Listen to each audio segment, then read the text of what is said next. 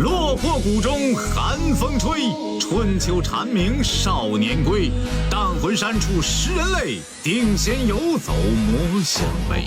逆流河上万仙退，爱情不敌坚持泪。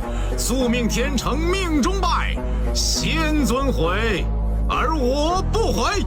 Cold air blew all over the place, accompanying ice blades in flight. Steel fists howled in the wind, and fangs growled their fury.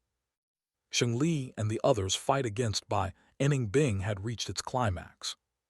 Not that much time had passed since the battle began, to be honest, but as the pressure from Bai Bing intensified, Sheng Li and the others started to feel that time dragged on longer with the difficulty he posed. Sheng Jiang's face was dim as water, Sheng Lin's forehead dripping with cold sweat, while Sheng Li maintained a serious gaze. At this point, even Sheng Li had to suppress his anger and admit Bai Bing's formidable strength. Even though Bai Bing suppressed his rank 3 cultivation and only fought with rank 2 goo worms, he displayed strength that was able to suppress their entire group. But even then, the truth was that Bai Bing had not even given it his all. This was not intentional to prove a point, rather, it was a precautionary measure against Fang Yuan. To Sheng Li and the others, their motive was simple. It was to arrest or kill Bai Bing. But to Bai Bing, the situation was more complicated. He needed to fight back the Sheng Li group on one end, while simultaneously being on guard to prevent Fang Yuan's sneak attack on the other end. He had seen Fang Yuan using the stealth scales goo with his own eyes. Thus, in battle, he needed to make sure to divert some of his attention to prevent Fang Yuan's attack. But till now, Fang Yuan had not made a move. Did he leave? Impossible. Although it is our first meeting, he is not the type to retreat. He will definitely act. He is just biding his time. Bai Bing waved his ice blade and suppressed Sheng Li while his thoughts raced in his mind. Not only did he have to use his brawn to fight the Sheng Li group, he also had to compete with Fang Yuan using his wit. Fang Yuan refusing to attack was increasingly putting pressure on himself. A sheathed sword is the most dangerous, because one would not be able to predict where the sword is going to stab. Although Fang Yuan had not struck and was secretly watching the battle, he had been able to divert Bai Bing's attention all this time. If not for this diversion, the Sheng Li group would have lost long ago. Otherwise, they would not be able to hold on for so long. This Bai Bing is very meticulous. First, he killed the bold lightning wolf decisively, reducing a pawn that I could use. Next, he risked getting injured to killing the healing goo master in Sheng Li group. All these actions are the most sensible decisions to make in his situation. Although he is engaging in serious combat with Sheng Li group, he is still holding back to prevent my attack, in fact. Under the shadow of a nearby tree, Fang Yuan crossed his arm as he watched, his eyes shining with uncertainty. It was not that he did not want to strike, but he just could not find an opportunity to. He was not anxious, though. The longer this dragged on, the more battle strength would be drained from Bai Bing. The 10 extreme bodies had a supreme primeval essence recovery rate, much more than a grade, but it still was spent up over time. The longer Fang Yuan waited, the more primeval essence used up in Bai Bing's aperture, and the more the scales of victory would shift towards Fang Yuan. If Bai Bing's aperture had no primeval essence left, so what if he is the northern dark ice soul body? One moonblade and he's beheaded. Fang Yuan knew this, and Bai Bing was aware of this fact as well. Although he currently had the upper hand, his heart was getting heavier. I cannot continue like this. Bai Bing's blue eyes shone as he took a large step back, pulling some distance from the Sheng Li group. Next he gulped, his throat expanding like something had risen from his stomach into his mouth. His jaw was raised high as he opened his mouth in difficulty. An icy blue-colored small bird popped out of his mouth, its head raising above his white teeth. It looked around and soon found a locked onto a specific gaze. Jumping out of Bai Bing's mouth, the small, icy bird flapped its wings strongly, flying towards Li.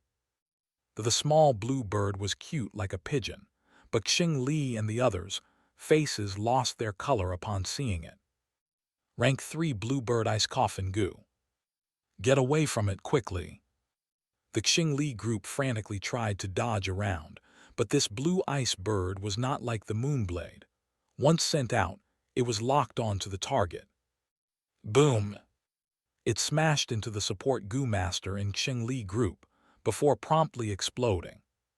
Frosty air blew all over the place, and the piercing blue light from the explosion lit up the entire battlefield. The next second the blue light dispersed, and a partially transparent block of ice was revealed, a cold, watery blue in color. The Goo Master was visibly sealed within the ice block, his face still retaining the fear and anxiety before death, but he had lost all signs of life. Even though Bai Bing was already a Rank 3 Goo Master, once a Rank 3 Goo Worm was used, his suppressed Rank 2 primeval essence in his aperture would be rapidly used up. At the same time, it cannot display the true power of a Rank 3 Goo Worm.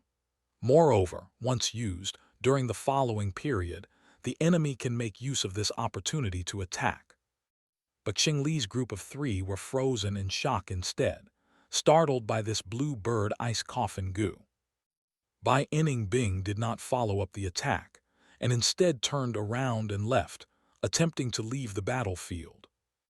This was a wise decision, for if he continued, the situation would become more disadvantageous for him.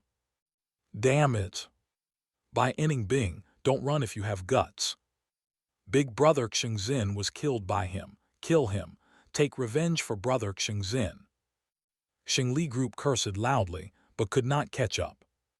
Originally, the 4 of them were barely enough to form an encirclement, but now that they had one less person, their blockade was easily broken by Bai Bing.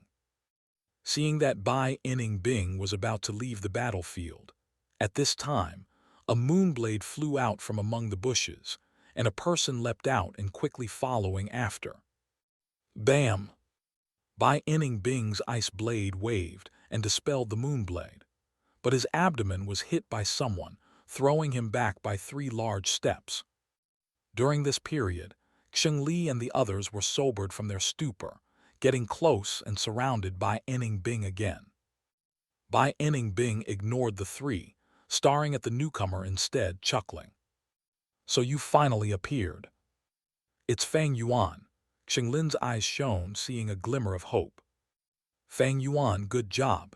Jiang was overjoyed, shouting. Li stayed silent.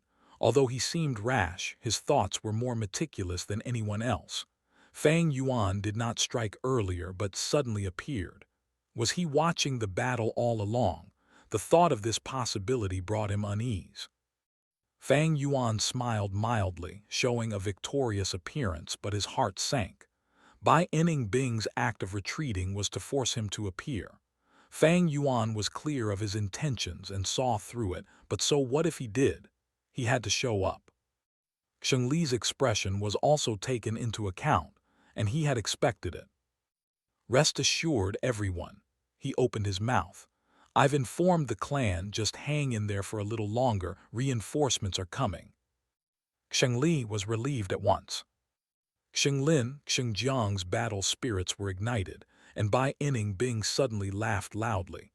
Ha ha, so he's called Fang Yuan, such an interesting guy. I only want to kill you even more now. I'm afraid you're not capable enough to achieve that. Fang Yuan's eyes shone with cold light, taking a step forward. Bai Bing, the heavens want you dead, you're finished. Xinjiang gritted his teeth, running into Bai Bing. Bai Bing, you are too arrogant, you will pay the price today. Lin growled, moving towards Bai Bing's back. Fang Yuan, stay back a little, back us up and prevent Bai Bing from escaping, Li said. If Fang Yuan interfered, it would destroy the chemistry the 3 of them shared. Battle continued. Fang Yuan's expression was tranquil while he continued to constantly attack, treating Xingli's words as if they were air. The Xingli group frowned. Outsider interference would cause the battle formation to be chaotic, and their cooperation would start to fail.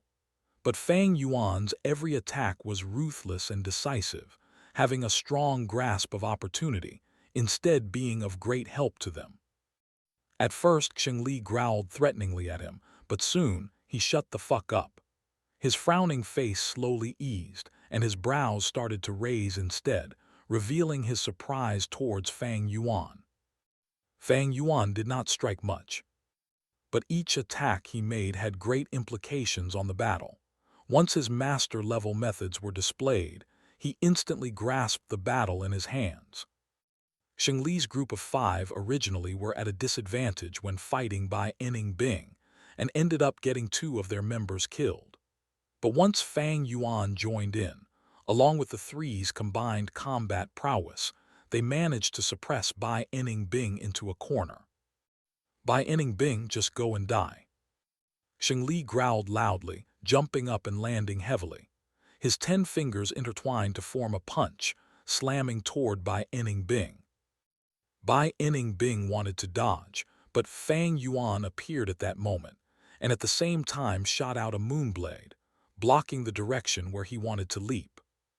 Bai Bing had no choice but to endure Xingli's attack. Water Shield Gu. From his nostrils, 2 lines of water vapor coiled around his body, forming a spherical barrier of condensed moisture.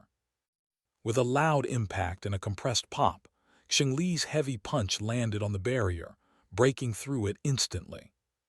But this act also caused the punch to lose all its built-up velocity, and allowed Bai Bing to escape death. Even so, Xingli took a glance at Fang Yuan, showing signs of admiration. If not for his superb cooperation, this hit would have been avoided by Bai Bing. It would not have forced Bai Bing to take the hit head-on, expending his primeval essence. Water Shield Gu again. Fang Yuan did not mind Xingli's gaze, but focused on Bai Bing, frowning. It was this Water Shield Gu that alleviated Bai Bing's predicament. The defensive power of the Water Shield was superior to even the White Jade Gu. But it had a weakness. He needed to form a ball shape and rely on the moving water to draw the force away, dispersing the damage in order to display its full defensive capabilities. If Bai Bing was up against a wall, he cannot form a ball shape, and his defense power would be greatly reduced. There are many forests on Qingmao Mountain, but even then Bai Bing had been very careful, making sure not to get into a tight spot. As long as I beat this Water Shield Gu, I can put Bai Bing in a tight spot. But how? Fang Yuan was thinking, but suddenly Bai Bing's mouth opened, and a new blue bird flew out. Xingli and the others were fearful of this attack, but Fang Yuan was not flustered in the least. He snorted coldly, shooting a moonblade. With a bam, the moonblade hit the ice bird, causing it to explode.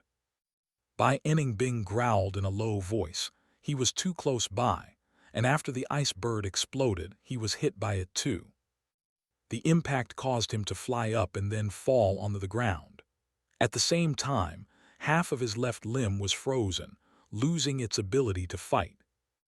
Divine opportunity. Seeing this, Xingli's eyes shone with brilliance, shouting "Go die!" And his arms gathered to form another punch towards Bai Bing. This hit was too heavy, and as Bai Bing was on the ground, the Water Shield Gu's defensive capabilities were less than half of the usual. If this hit his head, there was no doubt that he, Bai Bing, would instantly die. Seeing that Xingli's fist was about to hit Bai Bing, Xinglin and Xinjiang both showed a joyful expression. Only Fang Yuan stood far away, his eyes shining with solemnness. With his understanding of Bai Bing, how could he commit such a beginner's mistake? As expected at this moment, Bai Bing suddenly struck. His right hand and forearm's flesh all turned into a transparent blue frosty ice. From outside, his finger bones could be seen. His fingers gathered straight, forming a palm blade and striking like lightning, puncturing Xingli's heart. Xingli's descending body came to a halt. He stared with wide-opened eyes, lowering his head and staring at his chest in disbelief. How can this be? Lord Xingli.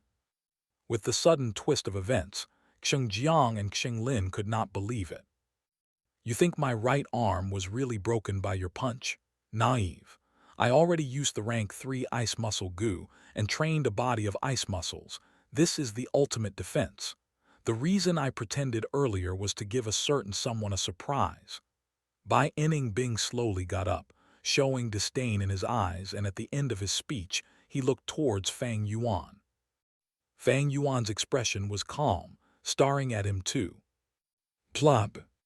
Bai Bing. Xingli opened his mouth, saying his last words with difficulty. Bai Bing's ice hand spread out some cold air and froze his heart, cutting off his life force. Scheming scumbag, I will fight it out with you. Xinglin saw Xingli's death firsthand, and under the extreme pain and anger, he ignored his own danger and charged towards Bai Bing. Xinglin calmed down. Xinjiang acted in time, restraining Xinglin. Group leader is dead. We are no longer his match. Quickly leave, I'll block him. Xinjiang controlled his sadness and said. Brother Xinjiang. Xinglin was dumbfounded, his eyes turning red. Xinjiang shrugged his hand backwards and took a step forwards, blocking Bai Bing. Shadow Bond Gu. The shadow below his feet suddenly came alive, distorting creepily, connecting itself to Bai Bing's shadow. I have the shadow bond Gu. Once I get hurt, Bai Bing takes the same damage. He won't kill me so easily. Xinglin, you are still young and have better talent than me or group leader. Go away quickly. Xinjiang's gaze was locked onto Bai Bing as he shouted. Brother Xinjiang. Xinglin's eyes were teary. He knew the weakness of the shadow bond Gu. In the previous battle, Xinjiang had used the Gu worm too, but once Bai Bing pulled sufficient distance, the shadow would split. Xinjiang saying this was just to console him. Especially now, Xinjiang did not have enough primeval essence. He had already used up too much, and even the roaming zombie Gu had stopped working. Xinglin's feet seems to have taken roots as he refused to move a step. He turned around, staring at Fang Yuan. Fang Yuan, why are the reinforcements not here yet? Fang Yuan did not speak, only staring firmly at Bai Bing. Bai Bing moved his right arm, and after a while his right arm regained its fleshy state. He used a mocking tone, reinforcements. Heh, they would have come long ago if it was the case, but this is all a lie. Tusk, you are even more naive than the other one. You really think such a cheap method like shadow bond Gu can restrain me? He stared at the shadow in disdain, not giving a fuck. Fang Yuan, is this true? Xinglin clenched his fist, eyes speaking fire as he asked furiously. Fang Yuan did not care about him but stared at Bai Bing, his mouth curling into a smile. That move earlier, it expended your primeval essence, right? By now, how much primeval essence do you still have in your aperture? Xingli used a defensive Gu worm, but it was weaker than Fang Yuan's white jade Gu. The result was that his defense was penetrated, but such an attack is clearly not owned by a rank 2 Gu master. According to the earlier situation, Fang Yuan guessed that Bai Bing used the rank 3 Frost Demon Gu. This Gu's ability was strong, renowned among the rank 3 Gu, but overuse harmed the user. Joint problems were just a light symptom, but if serious, one's muscles could be frozen and damaged, thus it needed to be used with other Gu worms. Bai Bing had said earlier that his muscles had become ice muscles and could take the cold of the frost. Thus, when used together with the Frost Demon Gu, they complemented each other. This was still Bai Bing using rank 2 primeval essence to forcefully activate a rank 3 Gu worm, so it had to have high consumption. but he needed to use such a method to break the stalemate. Bai Bing's expression changed. The move earlier had caused a great consumption of his primeval essence, and Fang Yuan saw through it. Thus, after killing Li, he did not strike again but used the talking time to recover. He laughed heartily, nodding, and confessed, "Not bad, my primeval essence is running dry. I left my right limb unused to lure you to attack, but you didn't fall for it. Heh, the real battle is just starting, isn't it?" Fang Yuan squinted. If Bai Bing denied it, he would attack without doubt. But Bai Bing confessed, showing a look of fearlessness. Either that Bai Bing knew he was going to die, showing no fear towards death, or he probably had other strong trump cards and had great confidence in surviving. Ordinary Gu masters only had 3 to 5 Gu worms. Even Qing Shu and Kai Shan were as such. But there are exceptions. For example, Fang Yuan with the Moonglow Gu, White Jade Gu, Stealth Scales Gu, 4-flavor liquor worm, Spring-Autumn Cicada, Earth Communication Ear Grass, and 9-leaf Vitality Grass. He had 7 Gu worms in his possession. Bai Bing was the Bai clan's hope and had the Northern Dark Ice Soul body, an absolute genius. From the start of his cultivating journey, he had received the full support of his clan, his wealth definitely greater than Fang Yuan. Up till now, he had displayed over 6 Gu worms. Fang Yuan was sure that he had others. And these Gu worms allowed him to be calm despite being in this position of having little primeval essence. Actually, the most troublesome kind of opponent is like him. Not only having talent, but not fearing death, and having large amount of Gu worms in hand. With these 3, it greatly affected a Gu master's battle in terms of victory or loss. Especially Gu worms, with a strong or special one, it can allow a Gu master to overturn the situation. Bai Bing's Frost Demon Gu was a rank 3 Gu worm, so even with Fang Yuan's White Jade Gu defending, he could be penetrated. This is also why Fang Yuan had not engaged Bai Bing personally. Fang Yuan had used Gu Yue Manshi, Li, and others to fish out Bai Bing's secrets. After all, only knowing one's enemy can one be assured of victory. In comparing talent, Fang Yuan was only a C grade. Compared to Bai Bing, it was a world of difference. Bai Bing started cultivating earlier and had the clan's assistance, and he had more outstanding Gu worms in his possession than Fang Yuan. In terms of temperament, his fearlessness towards death made him almost invulnerable. The difference between the two was that Bai Bing was strong and Fang Yuan was weak. This is the truth. He had to accept it and understand it. But battles are interesting because the strong might not necessarily win, and the weak might not always fall. Fang Yuan wanting to win against the odds, it was not impossible, but he had to use all of the methods he had, and make use of all the strength he could gather. Gu Yue Manshi was just the beginning, and Li group is not the end. Thinking so, Fang Yuan struck. With a moonblade, a head flew away and blood spewed. This moment Bai Bing's iris shrunk to pin size, his face changing color. Fang Yuan's moonblade did not attack him, but was aimed at Xinjiang's head. Xinjiang did not expect Fang Yuan's betrayal. Bai Bing's pressure was too great, and all his attention was gathered on the latter. He did not have much primeval essence left, so to conserve them, he did not maintain the roaming zombie Gu, thus getting one-shotted. Bam! Bai Bing's face was pale as he vomited a mouthful of blood, and at the same time, his ears, nose, and eyes had blood traces. Ever since the battle started, this was the most severe injury he had sustained. Shadow Bond Gu. With the shared damage effect, when the Shadow Bond Gu Master sustains an injury, the Chain-Linked Gu Master takes 10% of the damage. Now that Xinjiang is dead, his injuries were connected through the shadow and transmitted to Bai Bing. This injury with a direct effect. Even if Bai Enning Bing had the water shield goo, it cannot block against it. Fang Yuan, what have you done? A second later, Xinglin came back from shock and shouted in a furious voice, heartbroken.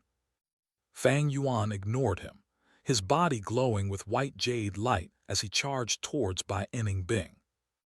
Bai Enning Bing getting such an injury, his body was wavering and his head was dizzy. His battle strength dropped drastically. Seeing Fang Yuan attacking, he retreated immediately.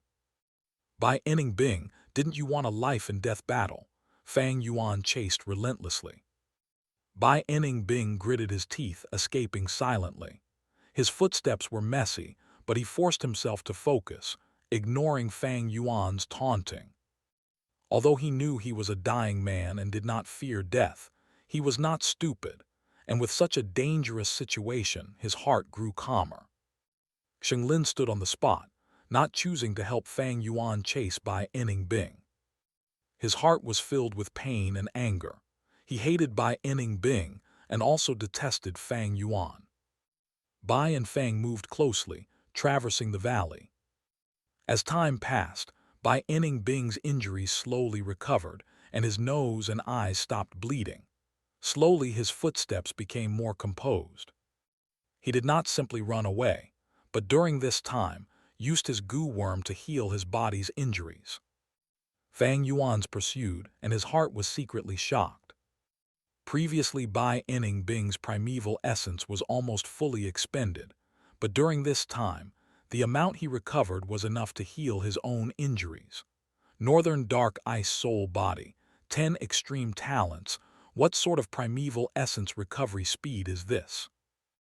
The more he knew, the more determined he was to kill Bai Enning Bing. Munglo Gu.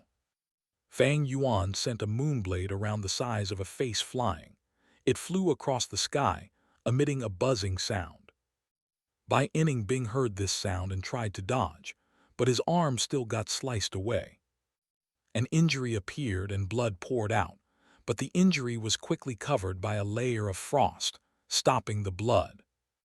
Bai Enning Bing had obtained the ice muscles, and once this is achieved, it was like the black and white boar goo's strength increase. It required no primeval essence to sustain. But Bai Enning Bing's heart continued to sink. Before his old injuries healed, new injuries would come. Evidently, Fang Yuan wanted to slowly grind him to death. Haha, there has never been anyone who forced me into such a state. Fang Yuan, you are interesting. Once I recover adequately, I'll definitely kill you. Bai Enning Bing screamed in his heart as he ran. The killing intent from Fang Yuan had him feel suffocated. This to him was an unprecedented experience. The thick aura of death made his body shudder, and it developed a twisted sense of excitement. Behind him, Fang Yuan was chasing and getting closer. Take this! He suddenly flicked his wrist and threw a black-colored goo worm. Fang Yuan's steps came to a halt as if an enemy had appeared, but once he got closer, he found out that this was the plunder goo from Xingjian. Splat! With a light sound, Fang Yuan caught this goo worm in his hands. The plunder goo was a black beetle, and at a normal size its head had a pair of metal antennae, and its back had white spots. Once the spring-autumn cicada revealed its aura, Fang Yuan easily refined this plunder goo and kept it in its aperture with some use of its primeval essence. He continued chasing. For Bai Enning Bing to even use such a method, it showed the severity of his injuries and the desperate situation he was in. But with this action, the distance between Fang Yuan and him had been pulled apart again. Unfortunately, I lack a movement goo worm. If I had such a goo worm, I would have caught up to Bai Enning Bing already. Fang Yuan sighed in his heart. This Fang Yuan, he actually refined the plunder goo instantly. Bai Enning Bing was shocked in his heart. He obtained this plunder goo and had been refining it for the last few days. Although there were improvements, the process was tough and he did not succeed. This is also because Xingjian's death had an indirect relationship with him. The will of this plunder gu originated from Xingjian. Thus, it had greater hatred towards Bai Bing and raised the difficulty in refining it. But Fang Yuan instantly refined this plunder gu, and Bai Bing, who only used his side vision to see this, could feel his heart turn shocked and dismayed. There are a few gu worms that can achieve this, but Bai Bing had never owned one.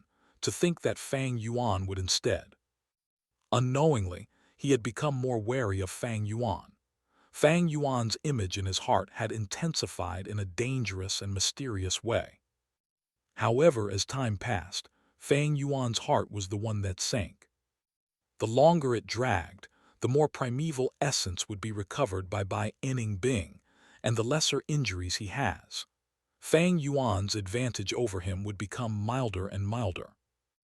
I'm afraid I won't be able to kill him this time, Fang Yuan sighed in his heart. According to this development, it won't be long before Bai Bing's injury and primeval essence recover sufficiently. Although Fang Yuan had been using the Munglo Gu to intensify the injuries on him, the Northern Dark Ice Soul Body's talent is too outstanding. It can be said to be a gift from heaven. The primeval essence recovery rate was even faster than Fang Yuan using primeval stones.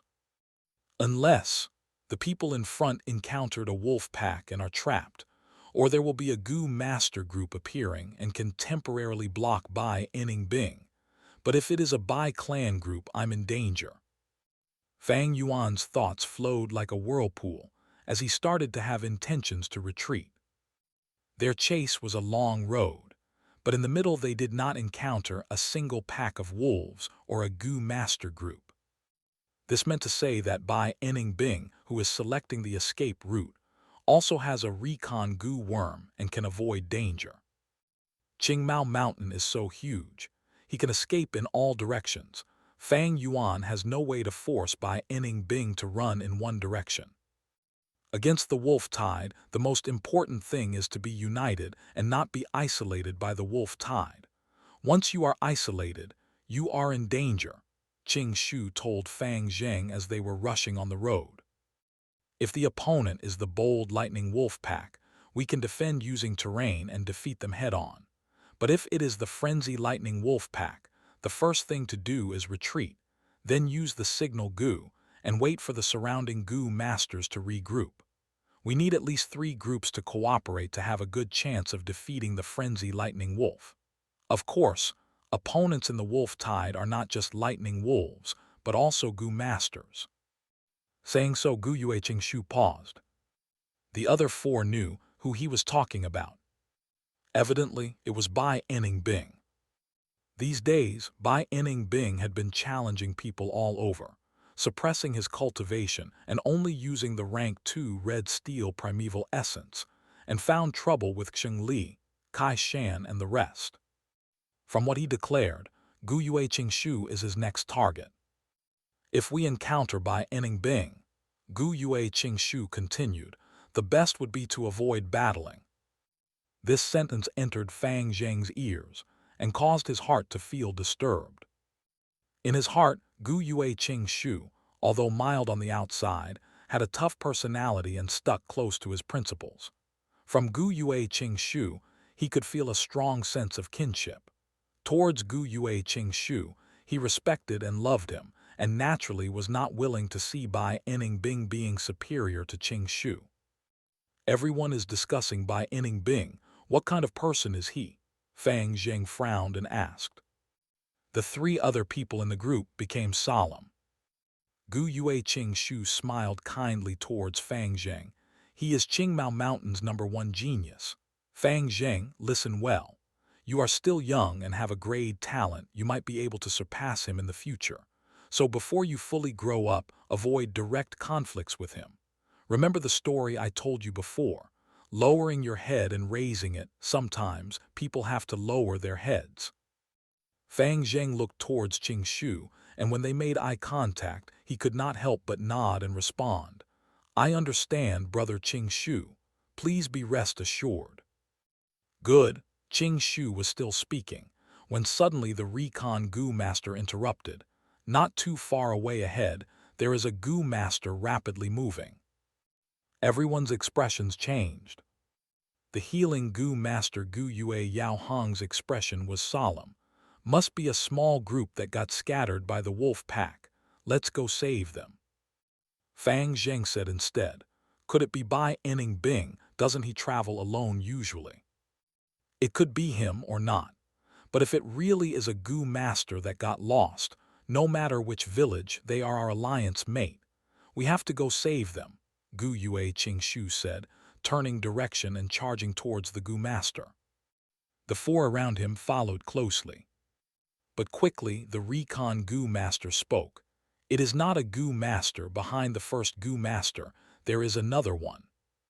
It's actually two goo masters, huh? It seems that the situation is just like Sister Yao Hong had said. It should be a group that got separated by the wolf packs. Gu Yue Fang Zheng sighed a breath of relief.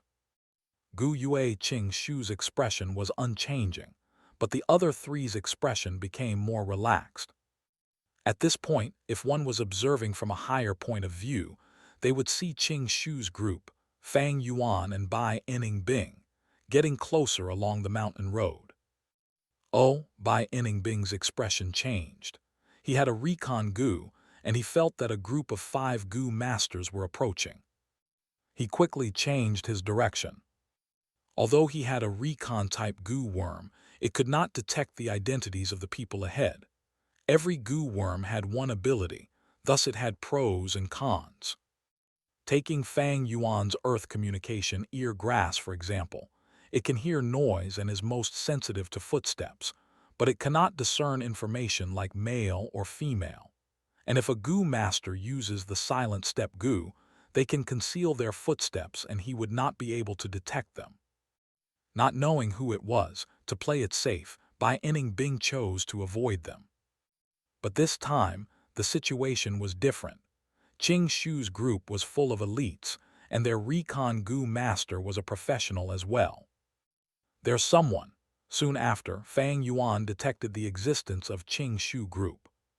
He was sprinting, and his right ear had roots growing out, but did not go into the ground. Thus his detection range was not even half of its peak. Bai Inning Bing changed his running direction again. But Qing Shu group followed closely, changing their direction to match. This way, be it Bai Inning Bing or Fang Yuan, their expressions turned serious. The two were extremely clever, they knew at once. This unknown group is the biggest uncertainty. It would definitely affect the result of the battle. If it is a Bai clan group, I will immediately use the stealth scales gu and retreat. But if it is the other two clans, he. Fang Yuan's eyes shone with coldness. He knew that this decision carried certain risks. If it was a Bai clan group, and the gu masters among them had a detection method, he would be chased into a dead end. But if he lost this prime opportunity, he would probably never have another shot at killing Bai Inning Bing. Furthermore, whichever clan the gu masters are from, Fang Yuan had a 66% chance, while Bai Inning Bing only had 1/3, so Fang Yuan had reason to gamble. As they sprinted, the two parties continued to get closer. We can almost see them, right behind that turning point. The recon gu master pointed at a curve along the mountain path. They could not help but slow their footsteps, awaiting the meeting further ahead. A white figure turned around the corner and appeared in front of them. Bai Inning Bing, Fang Zheng shouted in dismay. He had obviously seen Bai Inning Bing's portrait before. The other four, even Qing Shu's expression sank. Bai Inning Bing is in such a sorry state. He must have encountered a frenzy lightning wolf pack. HMPH, he deserves this, traveling alone in the wolf tide. What airs is he trying to put on? Everyone at once did not go up and meet with him. Bai Inning Bing's movements and expression showed signs of escaping. This caused Qing Shu group to feel happy internally. But at this moment Fang Yuan shouted from over the corner, Bai Inning Bing, why are you running? I must kill you today. Saying this, he was trying to test water. Using the earth communication ear grass, he knew that around the corner there was an unknown group of 5. If it is a Bai-clan group, this proclamation would invite their intense rebuttal. Around the corner, Qing Shu and the others heard this, and their eyeballs rolled wide. What's going on? There's actually someone chasing and trying to kill Bai Bing. Did I get it wrong? Something like this is happening. Getting Bai Bing into such a pathetic state. Who in the world is behind him? Gu Yue Yao Hong could not help but look at each other, a look of shock all over their faces. Gu Yue Fang Zheng was shocked and suspicious. This voice, why is it so familiar? Before he could remember the owner of the voice, Fang Yuan turned around the corner. What? Gu Yue Qingshu's serious expression turned into dumbfoundedness. The other 4 stared with their eyes wide opened. After seeing Fang Yuan appear, their eyeballs almost dropped. This. Gu Yue Yaojai opened her mouth wide, big enough to swallow a duck egg. Big brother, Fang Zheng was tongue-tied. It's him. Even Gu Yue Qingshu with outstanding composure was shocked beyond words. Who was Bai Bing? The #1 genius of Qingmao Mountain, someone who could single-handedly change the structure of the 3 clans, whose cultivation speed left everyone dumbfounded, dimming the luster of even a grade geniuses. No one doubted his future accomplishments. Even his enemies had no choice but to accept the fact his talent was unparalleled. However, now someone was actually making this genius flee in such a wretched state. No one among the Qing Shu group expected this. What was even more astonishing was that the person chasing after Bai Bing was actually from their clan, Fang Yuan. Regarding their impressions of Fang Yuan, they were mainly based around the arena battles and chasing away river-swallowing toad. And since the moment Fang Yuan had admitted defeat to Xing Li, his true strength was widely underestimated. When did Fang Yuan become so powerful? The Qing Shu group found this difficult to accept. Fang Yuan turned around the corner. Gu Yue Qingshu. His mind jolted when he saw the Gu Yue Qingshu group. I won the gamble. Bai Bing, today will be the day you die, Fang Yuan thought. He shouted, little brother, you were here. Great. Quickly stop Bai Bing. He is a heinous murderer who killed the Xing Li group and even our clan's Gu Yue Manshi group. What? But our clans have signed a treaty. No, nothing is too excessive for Bai Bing.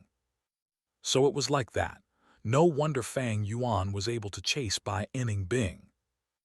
The Qing Shu group was shocked and came to a realization.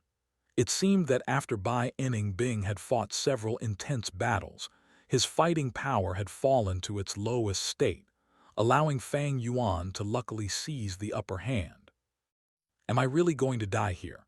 No, I have just enough primeval essence to self-detonate the frost demon goo. I still have hope. Bai Bing thought in his mind. In front of him was the Qing Shu group and behind him was Fang Yuan. The situation was extremely unfavorable. Actually, there was a rift in Fang Yuan and Fang Zheng's relationship. Fang Zheng naturally wouldn't heed Fang Yuan's words. However, Bai Bing didn't know of this. As an outsider, he only saw the similarity in appearance between Fang Zheng and Fang Yuan and firmly made a choice. He lifted his right arm, pouring all the hard-earned primeval essence that he had recovered into the frost demon goo in his right palm. The muscles in his right arm transformed into a light blue ice. One could clearly see the white bones of his arm within the ice. Bang! With an explosive sound, Bai Bing's whole right arm suddenly self-detonated. Steam and mist arose, and an intense chill started to crazily pervade the surroundings. Snap crack! Pure, white frost spread onto the narrow mountain path in the blisteringly hot summer, covering the soil and the trees. The temperature abruptly dropped. He sacrificed his entire right arm. Fang Zheng was aghast by Bai Bing's ruthless move. Quick retreat! Gu Yue Qingshu grabbed Fang Zheng and hurriedly ran away. Great amounts of frost rushed towards them like the wolf tide. It would be very troublesome if they actually got frozen. Fang Yuan retreated to a distance of 100 steps, along with the Qing Shu group, as the onslaught of frost gradually dwindled. Originally, the mountain path had been full of lush trees, filled with the fragrance of wild plants. Now, it had become a world of ice. The trees were all frozen and there was a thick layer of snow on the ground. Fang Yuan stepped onto the snow and approached the middle of the mountain path. Bai Bing's whole body was frozen in ice like an insect in amber, his expression still showing the malevolent decisiveness and ruthlessness of his personality. He suicided, Fang Zheng muttered. The Qing Shu group had quickly followed after Fang Yuan. No, Qing Shu's expression was very heavy. Bai Bing has already formed ice muscles. This layer of ice crystals won't freeze him to death and will instead act as his armor, giving him time to recover. Fang Yuan stared closely at Bai Bing and threw a moonblade. Screech! The moonblade produced a crisp sound when it struck the ice crystals. On the 3 meters high and 2 meters wide ice crystal, there was only a shallow scar. But in just a moment, the cold aura within the ice crystal filled the injury and the scar disappeared. Fang Yuan, is what you said earlier true? Qing Shu turned his gaze towards Fang Yuan. Of course, only Xinglin remains of the Xingli group and he can testify for me. We can't stay here for too long, the details will have to wait. We must quickly leave this place. Fang Yuan nodded and answered. He had made up his mind to leave. He knew he was unable to destroy this ice crystal. Even if they were to combine their strengths to destroy it, it would waste a lot of time and primeval essence. If Bai Bing broke out of the ice, their fighting strength would have dropped, and his fighting strength would have recovered, making it a bad situation if a battle started. Leave? Why should we leave? Fang Zheng couldn't refrain from asking in a loud voice. Bai Bing has already destroyed his right arm, and with the battles he went through, he is tired both mentally and physically. We can break open this ice crystal and activate the signal goo for the clan's reinforcements to eliminate him. This is an extremely rare opportunity. Everyone's hearts were moved by these words. Since Fang Yuan could chase Bai Bing and try to kill him, why can't we do the same? Several Gu masters looked at each other, and they couldn't help but have such thoughts. If we kill Bai Bing, we will become great heroes of the Gu Yue clan. But if we kill him, won't the Bai village start a war in their anger? And now, there is the wolf tide. No, it is exactly because there is a wolf tide that even if we kill Bai Bing, Bai village will just have to swallow their bitterness. Right, a dead genius isn't a genius. The group members discussed, their minds set on the fame and glory. Truly stupid, how can you imagine the power of the northern dark ice soul physique? Fang Yuan squinted his eyes while sneering inwardly. He was not going to accompany these people if they wanted to look for death. Gu Yue Qingshu also hesitated. He, no doubt, had much deeper understanding of Bai Bing than the rest of the group. He didn't know of the secret of the 10 extreme physiques, but he didn't have much yearning towards the fame from killing Bai Bing either. He was indifferent towards fame and profits. He had once been nurtured by Gu Yue Bo as the next clan head, but he willingly gave up this position to Fang Zheng.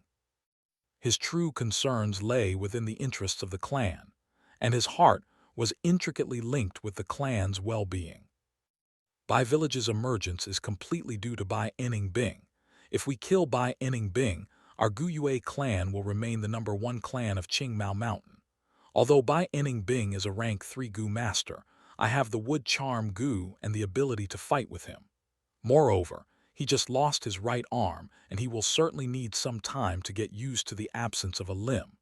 This can be the greatest disadvantage in a life and death battle, Qing Shu thought. Gu Yue Qingshu's gaze turned resolute. Fang Yuan was observing Qing Shu's expression the entire time. He realized what the latter had chosen to do when he saw Qing Shu's expression. If Gu Yue Qing Shu uses the wood charm Gu without any regards to the consequences, he will be much stronger than the average rank 3 Gu master, and even have the power to surpass levels and fight.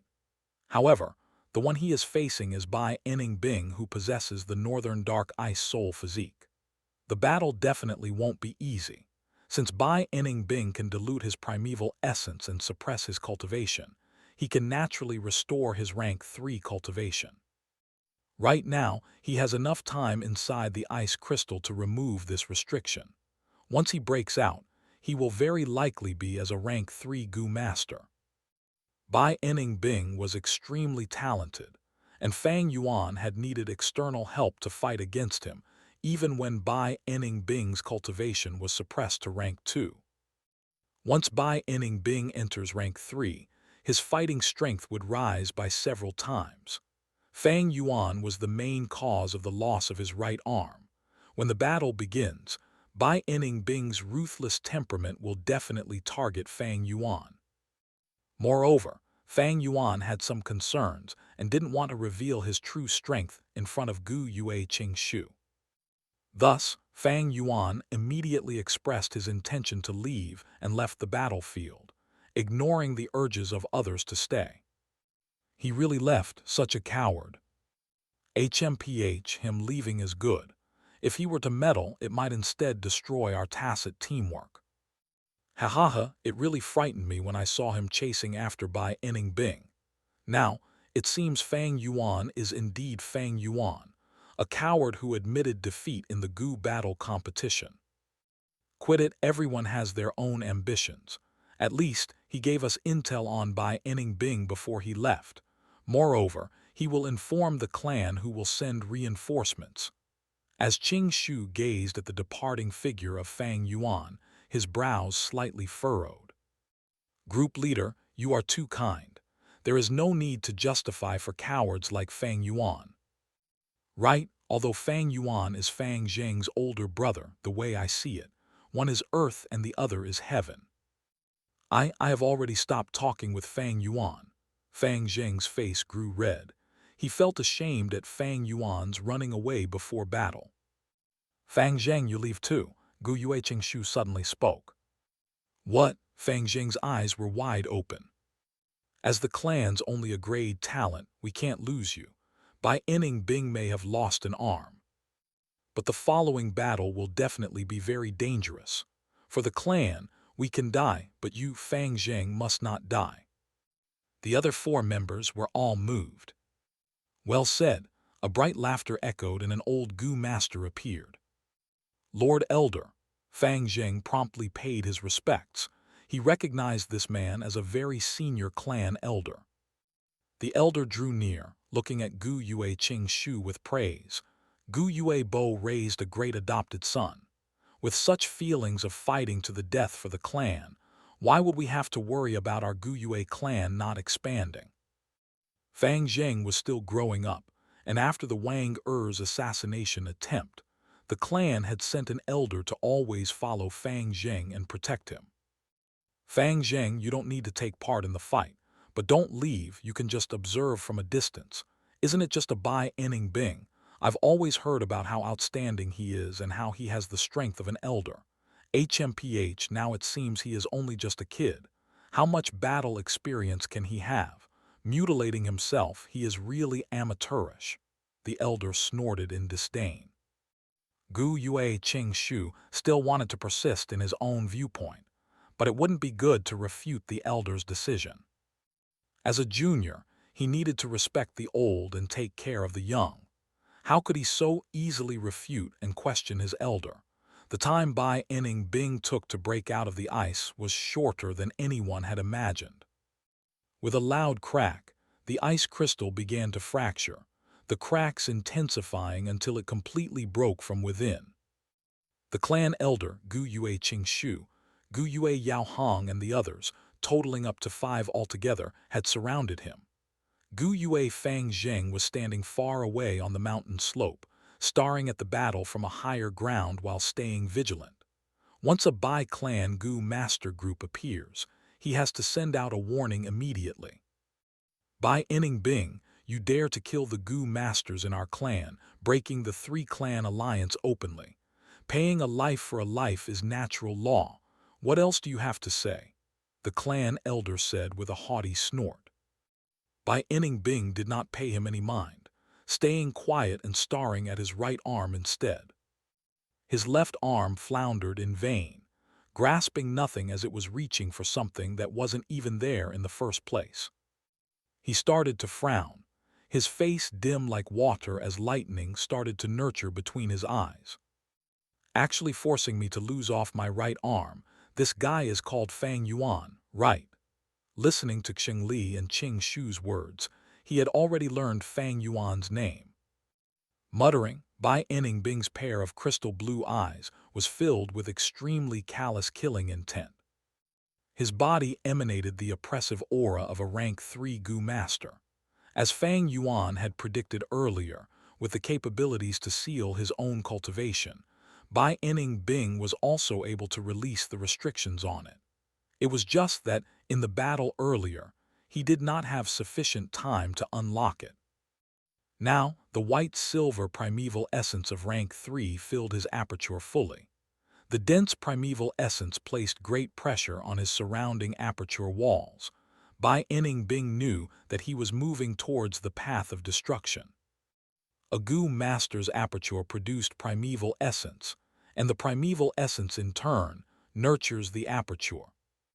The truth being, as long as the primeval essence exists within the aperture, it acts as a form of nurturing towards the aperture.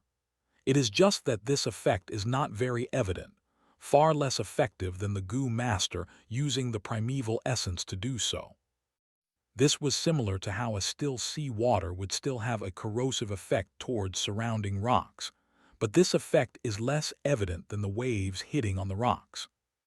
But to the Northern Dark Ice Soul physique, after attaining rank 3, even if they do not expend primeval essence, as long as the primeval essence is stored in the aperture, the nurturing effect would be the same as if a Gu master was actively using the primeval essence to nurture their aperture. This is the secret behind the Northern Dark Ice Soul physique's ability to raise a Gu master's cultivation at rocket speed.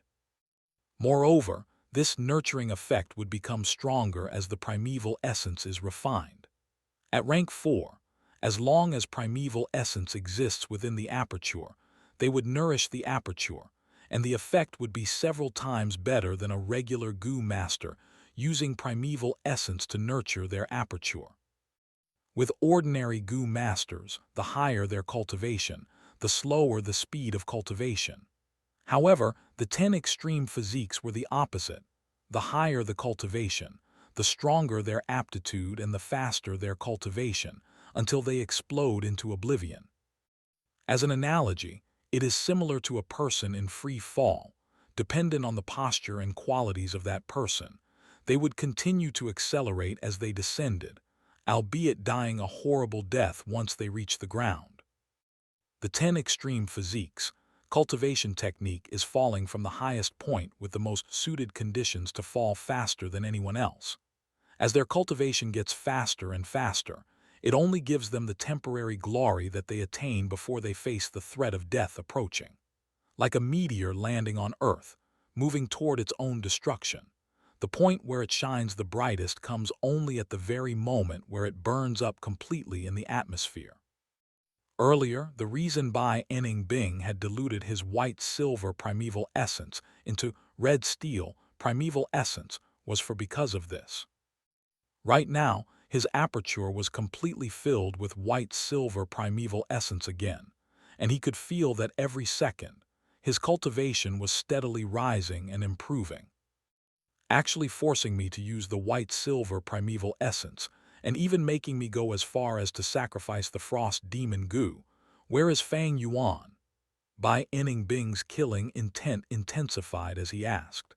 His blue iris swept across the surroundings, but could not find a trace of Fang Yuan.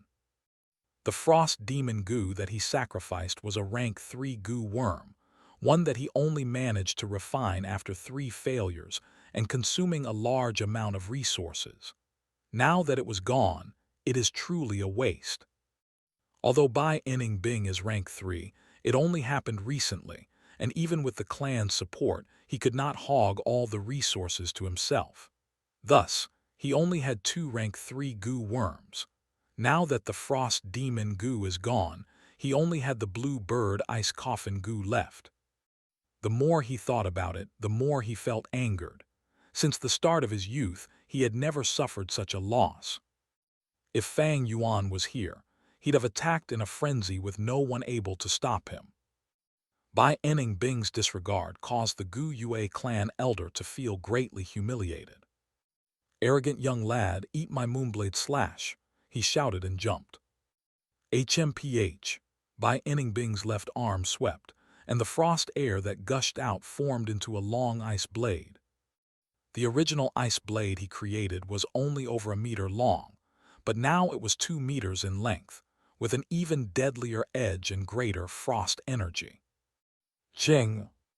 The clan elder raised both hands shining with moonlight to collide with the ice blade, emitting a metallic noise. The clan elder's face was full of shock, however, as he took a step back, and both his palms clapped together and slashed out. Golden Moon Slash. A curved moonblade, over a meter long with a golden body, emitted a dominating aura as it flew out. The golden moonlight reflected on Bai Inning Bing's pale face. He laughed as he raised the ice blade in his left hand, attacking head-on. Clank! Moonblade and ice blade colliding, the golden moon disappeared, and the ice blade broke into small fragments of ice. This is a battle between rank 3 Gu masters. Really strong, not only the ice blade, but also that golden moonblade I cannot block either. Far away, Fang Zheng watched in fascination with his lacking knowledge. How can this be? A rank 2 ice blade Gu, managing to block my rank 3 moonhand blade as well as the golden moon. Clan elder stared with bulging eyes, disbelief in his tone. The northern dark ice soul physique had a strengthening effect towards ice Gu, a variation of water-type Gu. In addition, this boost grew stronger as the Gu master's cultivation rose.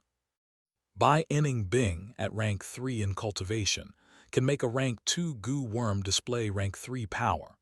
When he is rank 4, if he used a rank 4 Gu worm, it would have an effect that can even surpass rank 5.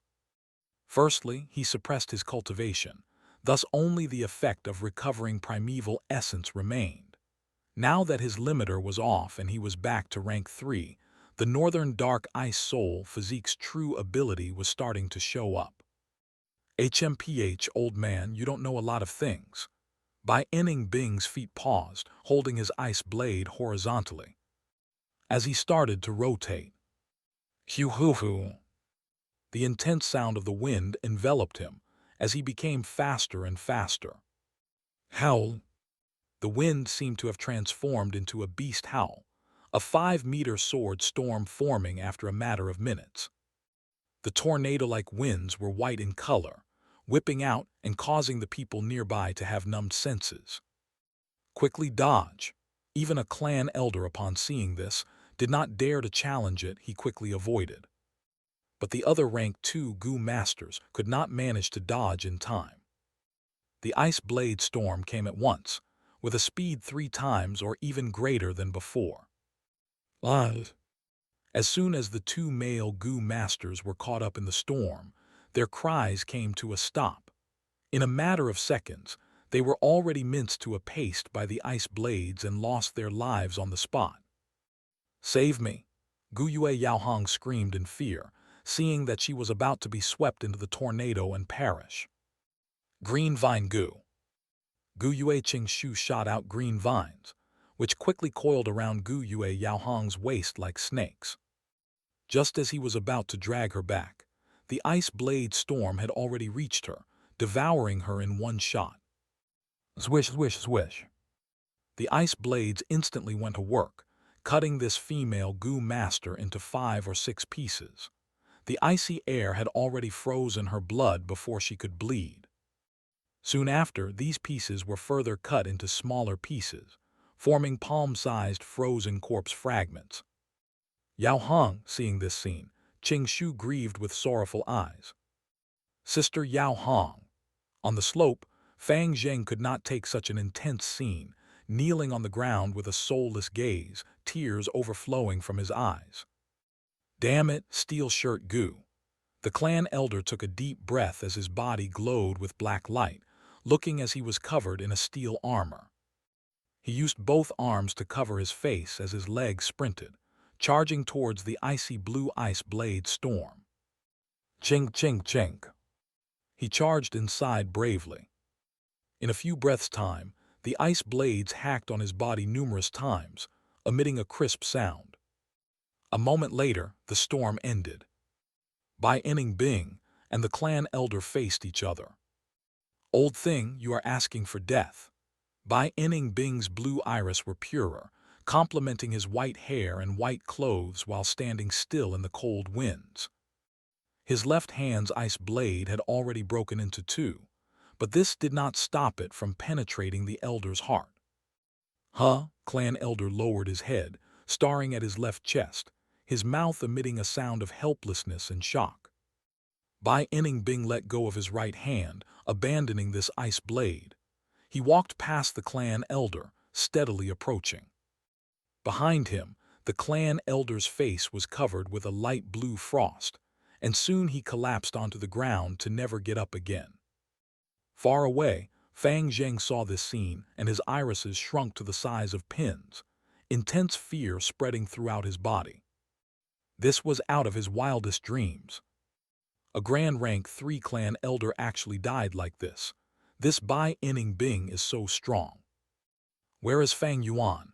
Tell me, and I can let you die peacefully. Bai Inning Bing walked towards Gu Yue Qing Shu. Bai Inning Bing. Gu Yue Qing Shu sighed deeply, staring at Bai Inning Bing without fear. You and I have fought over 10 times. You are getting stronger, and right now I have to admit that you have surpassed me. But your strength cannot cause me to betray my clansmen. Come, fight me. Just you, he. Bai Inning Bing snorted in disdain, turning around to look at Fang Zheng, raising a brow. That is Fang Yuan's brother. Gu Yue Qing Shu's expression changed, taking a big step out and blocking Bai Inning Bing. Don't think of finding trouble with him. Bai Inning Bing's face sank. You are quite an interesting opponent. Keeping you alive can add some color to my life. But my mood is very bad now. Don't take my patience for granted. Tell me nicely which direction Fang Yuan went. Gu Yue Qing Shu replied him in the most direct way with action. He closed his eyes and opened them again. Would charm Gu. Under the power of the rank 3 Gu worm, Qing Shu's eyes turned into a jade green color. At this moment his aura changed. From a vibrant human, it turned into a deep serene forest feeling. Oh, Bai Inning Bing showed slight shock unknowingly. He pouted in dissatisfaction. It seems that after a long time, you've gained some interesting new skills. Icicle Gu. He willed the Gu, and 5 sharp icicles appeared out of nowhere. Go, Bai Inning Bing's ice hand pointed, and the icicle shot out. Pow pow pow. From Qing Shu's palms, 2 vines grew out. The vines danced in the air like 2 snakes, dancing agilely, easily deflecting the icicles. The icicle changed directions, only scraping Qing Shu's shoulder and stabbed deeply into the ground, the hard mountain rock, and the forest that stood like a statue. Qing Shu easily broke through the attack, causing Bai Inning Bing's attack to be futile. Bai Inning Bing laughed coldly. Your whipping skills got better, but I want to see, how many icicles can you block? Saying so, Bai Inning Bing's eyes shone with a mild blue light. 10 icicles appeared immediately, floating in front of him before shooting towards Qing Shu. After that, 10 more were created. Like this, over several times, it turned into an icicle rain. Swoosh! The icicle tore through the air, emitting a sound that shocked people's hearts. Shu dodged while manipulating his green vine with both hands, dancing like a shadow. His whipping technique, after countless practices, had gotten to a level where he could command them like his fingers, fully in sync. But there was too many icicles.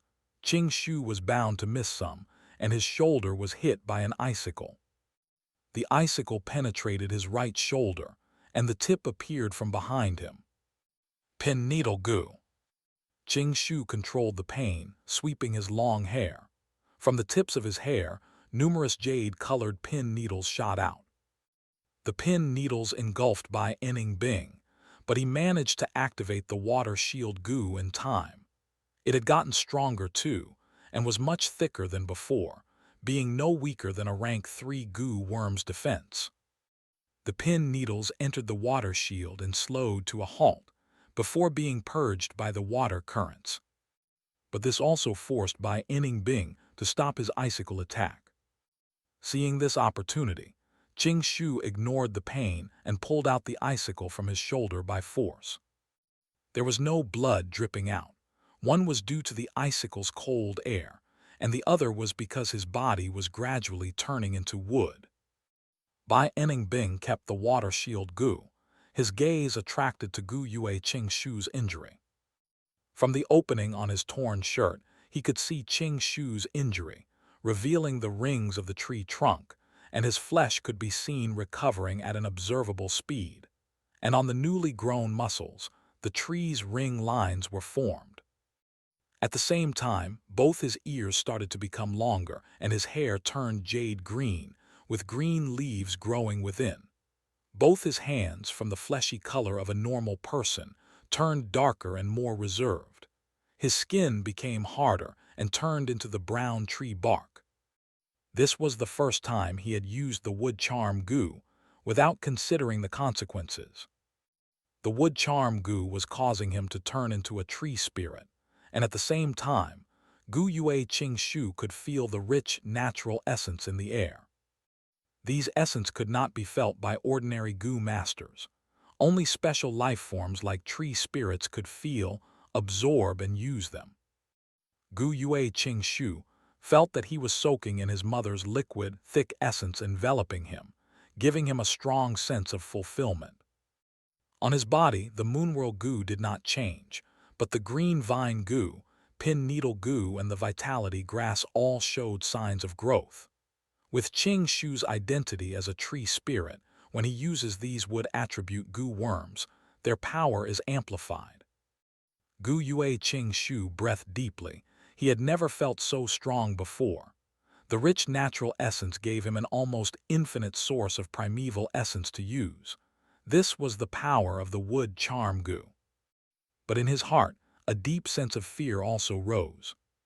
He knew that if he was greedy over this strong and comfortable feeling, and used the wood charm goo without restraint, he would eventually turn into a dead treeman. Anything had its price. Gu Yue Shu soon suppressed this fear. He stared at Bai Bing and said 2 words, "Let's fight." Thus the intense battle started. Green vine versus ice blade, icicle versus pin needles. One was the northern dark ice soul physique, with insane primeval essence recovery rate, and the other was the wood charm tree spirit, using all the natural essence as his own. This battle had far surpassed the realm of ordinary rank 3 goo masters. Fang Zheng stood on the slope, watching dumbstruck. He had never seen such an all-out intense fight. Normally speaking, goo masters have limited primeval essence, and they always have to keep 10% of it as reserves, carefully using them like thin ice. But now, be it Shu or Bai Bing, both were using it without constraints as if they had an unlimited supply of primeval essence. The entire path was wrecked by their battle. Huge trees fell and were destroyed, mountain rocks smashed to bits. After a long time, Bluebird Ice Coffin Goo. Bai Bing grabbed an opportunity and opened his mouth, and from within, an ice blue bird flew out. The flying bird chirped, its body like a pigeon, but under the boost of the northern dark ice soul physique, It gradually turned into the size of an eagle while flying, and after circling for a while, flew towards Gu Yue Qing-shu. Gu Yue Qing-shu could not dodge in time, so he faced it head-on. Bam! A sound explosion later. Gu Yue Qing-shu was frozen in an ice crystal as large as a room.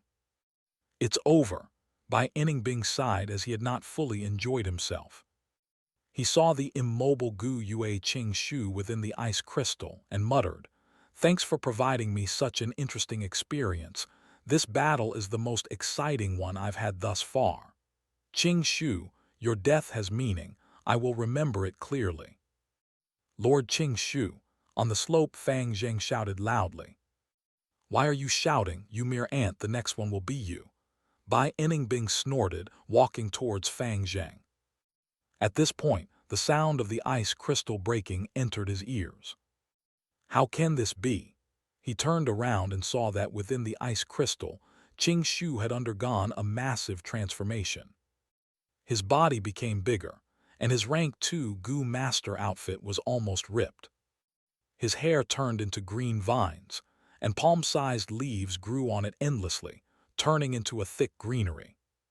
His fingers had turned into sturdy wood, his limbs turning into thick tree branches, only having a rough form for his arms and legs. With a sound, the ice crystal broke completely. Gu Yue Qing-shu stood up. He had already changed in appearance completely. The original delicate and handsome human face turned into a sharp-nosed, huge-eyed tree spirit face. He was 3 meters tall with a strong body, wearing tree barks as his armor, and on them were large amounts of leaves and vines. Bai Inningbing stared at his transformation in shock. Compared to this Qing Shu, he was like a child beside an adult. "This appearance, did you refine the wood charm Gu? This Gu is way harder to refine than my frost demon Gu." Bai Inningbing found the answer. Tree spirit wood charm can use the essence in the air. No wonder Gu Yue Qing-shu had such ample primeval essence. He realized at once, but got more confused. He asked the question in his heart, "Qing-shu, using the wood charm Gu like this, aren't you afraid of turning into a dead treeman? So what if you win me? You're destined to die." Bai Inningbing, Gu Yue Qing-shu's voice became low, "I understand you like I understand myself. You and I are both orphans, adopted by the clan leader, yet we walk on such different paths. A tree dying in a forest is nothing, for as long as the forest exists, numerous trees will continue to grow and rise up. Let's have our final battle, my nemesis." Saying so, hundreds of green vines assaulted Bai Inningbing like giant pythons. For the clan, what a fool! Bai Inningbing retreated in a rush. But the green vine's speed was faster than before by several times, quickly chasing up to Bai Inningbing. Bai Inningbing controlled his body and dodged nimbly. Green vines thick as an arm swept near his body, hitting the soil or the mountain rocks, causing the soil to fly and the rock fragments to scatter. Water shield Gu. Bai Inningbing could not dodge in time and created his shield. Qing Shu had seen through the weakness of this Gu worm. He did not attack forcefully, but manipulated the vines to wrap around the shield. Next, he pulled back his strength, and the water shield came into contact. The surface water current moved quickly as it hit the green vines, causing water to splash everywhere. The water shield could not endure the strength of the green vine's restriction and shrunk in size, on the verge of collapsing. Not good. If the water shield breaks and I get entangled in the green vines, I will get killed by Gu Yue Qing-shu. Bai Inningbing in the water shield was sure of his situation. In the next moment, the water shield exploded. Bam! An ice blade storm exploded from within, becoming larger and larger. Bai Inningbing purposely withdrew the water shield Gu's defense. Since defending couldn't work, he had to fight a fence with a fence. At once the temperature fell and cold air emanated. The white ice blade storm flew towards Qing Shu.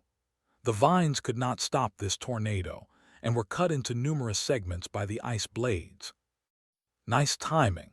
Gu Yue Qingshu had no fear, his large body bravely entering the ice blade storm. With a bam, he knocked onto the white-color tornado. He opened both hands, wrapping around it. Crag crack. The sharp ice blades cut through his body, and numerous leaves and tree bark were sent flying. The delayed sense of pain assaulted him as Qing Shu growled in pain, but did not let go, using all his strength to grip the tornado. The ice blade storm was actually shrinking under his strength. Damn it, this maniac that doesn't care for his life, Bai Enningbing scolded internally. In this situation there was no other way. He could only create more ice blades and rotate faster, competing with Gu Yue Qingshu. The ice blades slashed on Qingshu's body and gradually became blunt, but under the ice blade Gu's power, they sharpened once again. The battle was at a stalemate, out of their control, and no one could hold back and stop. Either Yue Qingshu kills Bai Enningbing, or Bai Enningbing kills Qingshu. Pitting offense with offense, the battle was filled with bravery and intensity. Fang Zheng stood far away, not even daring to take a deep breath as he watched. The battle had reached the climax. The winner and loser will be decided in this showdown. Lord Qingshu, hang in there. Fang Zheng was so nervous his body was shaking. He knew that going over would only cause trouble, thus he could only cheer for Gu Yue Qingshu loudly. As if he heard Fang Zheng's voice, the ice blade storm got smaller, forcefully suppressed by Qingshu. Damn it, I can actually get into a situation where my primeval essence is insufficient. Bai Enningbing gritted his teeth, rotating slower as his primeval essence recovery could not keep up with his expenditure, getting into a helpless situation. The Northern Dark Ice Soul Physique's primeval essence recovery is very fast, but the recovery speed at rank 3 is still slightly inferior to the tree spirit's ability to extract natural essence. If Bai Enningbing could cultivate to rank 4, his recovery speed would greatly surpass the wood charm Gu. Except in life and death battles, there is no if. Whether it's win or lose, the results have to be accepted. Eventually the ice blade storm stopped, but Gu Yue Qingshu also paid a heavy price. His arms were large like a horse carriage, and at the moment on his left arm he had 2 fingers left and 3 on his right. Both his palms were sliced off by half due to the ice blades. But when his palms gradually gathered together towards the middle, new tree branches grew again rapidly from his palm, interweaving together. The 2 palms formed a wooden cage, trapping Bai Enningbing within. Damn it, Bai Enningbing gritted his teeth. His primeval essence was running dry. He could only be at Qingshu's mercy. We won, far away. Fang Zheng jumped at this sight. Am I going to die? Bai Enningbing shouted in his heart, his eyes widening as he saw the 2 palms approaching. When both palms clasped together, he would be smashed into a bloody meat pie. But the palm's speed became slower and slowly stood in midair. Bai Enningbing was stunned momentarily, before realizing that Gu Yue Qingshu's body had developed problems, instantly being overjoyed. Damn, I was so close. At this moment, Gu Yue Qingshu's heart was filled with helplessness. His hands had lost all senses, completely turning into wood. At the same time, he gradually lost the connection to his intestines and lungs. The wood charm Gu's ability had corroded his entire body, bringing him to the brink of death. No, it cannot end like this. I can still use the green vine Gu. Gu Yue Qingshu forced himself to focus and activated the green vine Gu. Numerous thick vines appeared and attacked Bai Enningbing through the openings of the cage. Bai Enningbing dodged quickly, but he had undergone several battles, and his stamina was greatly depleted. Furthermore, there was little space in the cage, and he could not move much. Thus, eventually, a vine entangled onto his right leg and tripped him. It's over. Qingshu sighed in relief, as he quickly moved tens of green vines to follow up. At his moment of life and death, Bai Inning Bing's aperture finally recovered enough primeval essence for his usage requirement. He used all the primeval essence without further thoughts, sending it all into the ice blade goo, and formed a new ice blade. The ice blade was sharp and cut off the green vine on his right leg. Bai Inning Bing rolled in a sorry state, managing to avoid tens of vines. The green vines hit the ground and penetrated the thick earth. The soil flew around, and the green vines attacked once again. Bai Inning Bing breathed heavily as he used the ice blade to defend desperately. The green vines attacked from all directions, as if he was walking on thin ice. A single mistake by Bai Inning Bing would cause him to be instantly killed by the vines. But he was after all a top-tier genius. With the stimulation of death, he squeezed out all the potential in him, and his evasive actions became quick and clear. Although he was tripped sometimes by the green vines, he managed to avoid the danger and eventually kept his life. The green vines were cut by the ice blades, and their amount became less and less. It was not that Ching Shu did not want to activate the green vine goo and produce more vines, but it was because the surrounding natural essence had been almost fully absorbed by him. Although outside, there was still essence in the air gathering. The diluted essence in the air was no longer able to fulfill the green vine goo's needs. There was an even worse piece of news. The wood charm goo's strength had completely corroded Gu Yue Ching Shu's body and was starting to take over his consciousness. Gu Yue Ching Shu's consciousness started to become dazed, and he had intermediate blank outs. The aura of death was blowing on his face. Is it going to end? No. He was indignant, forcing his mind to focus and put in the last-ditch effort in killing Bai Inning Bing. He could no longer see anything, for the wood charm goo had taken over his eyes, and he could not hear any longer either, his ears merely an accessory now. He only had a meager sense of touch.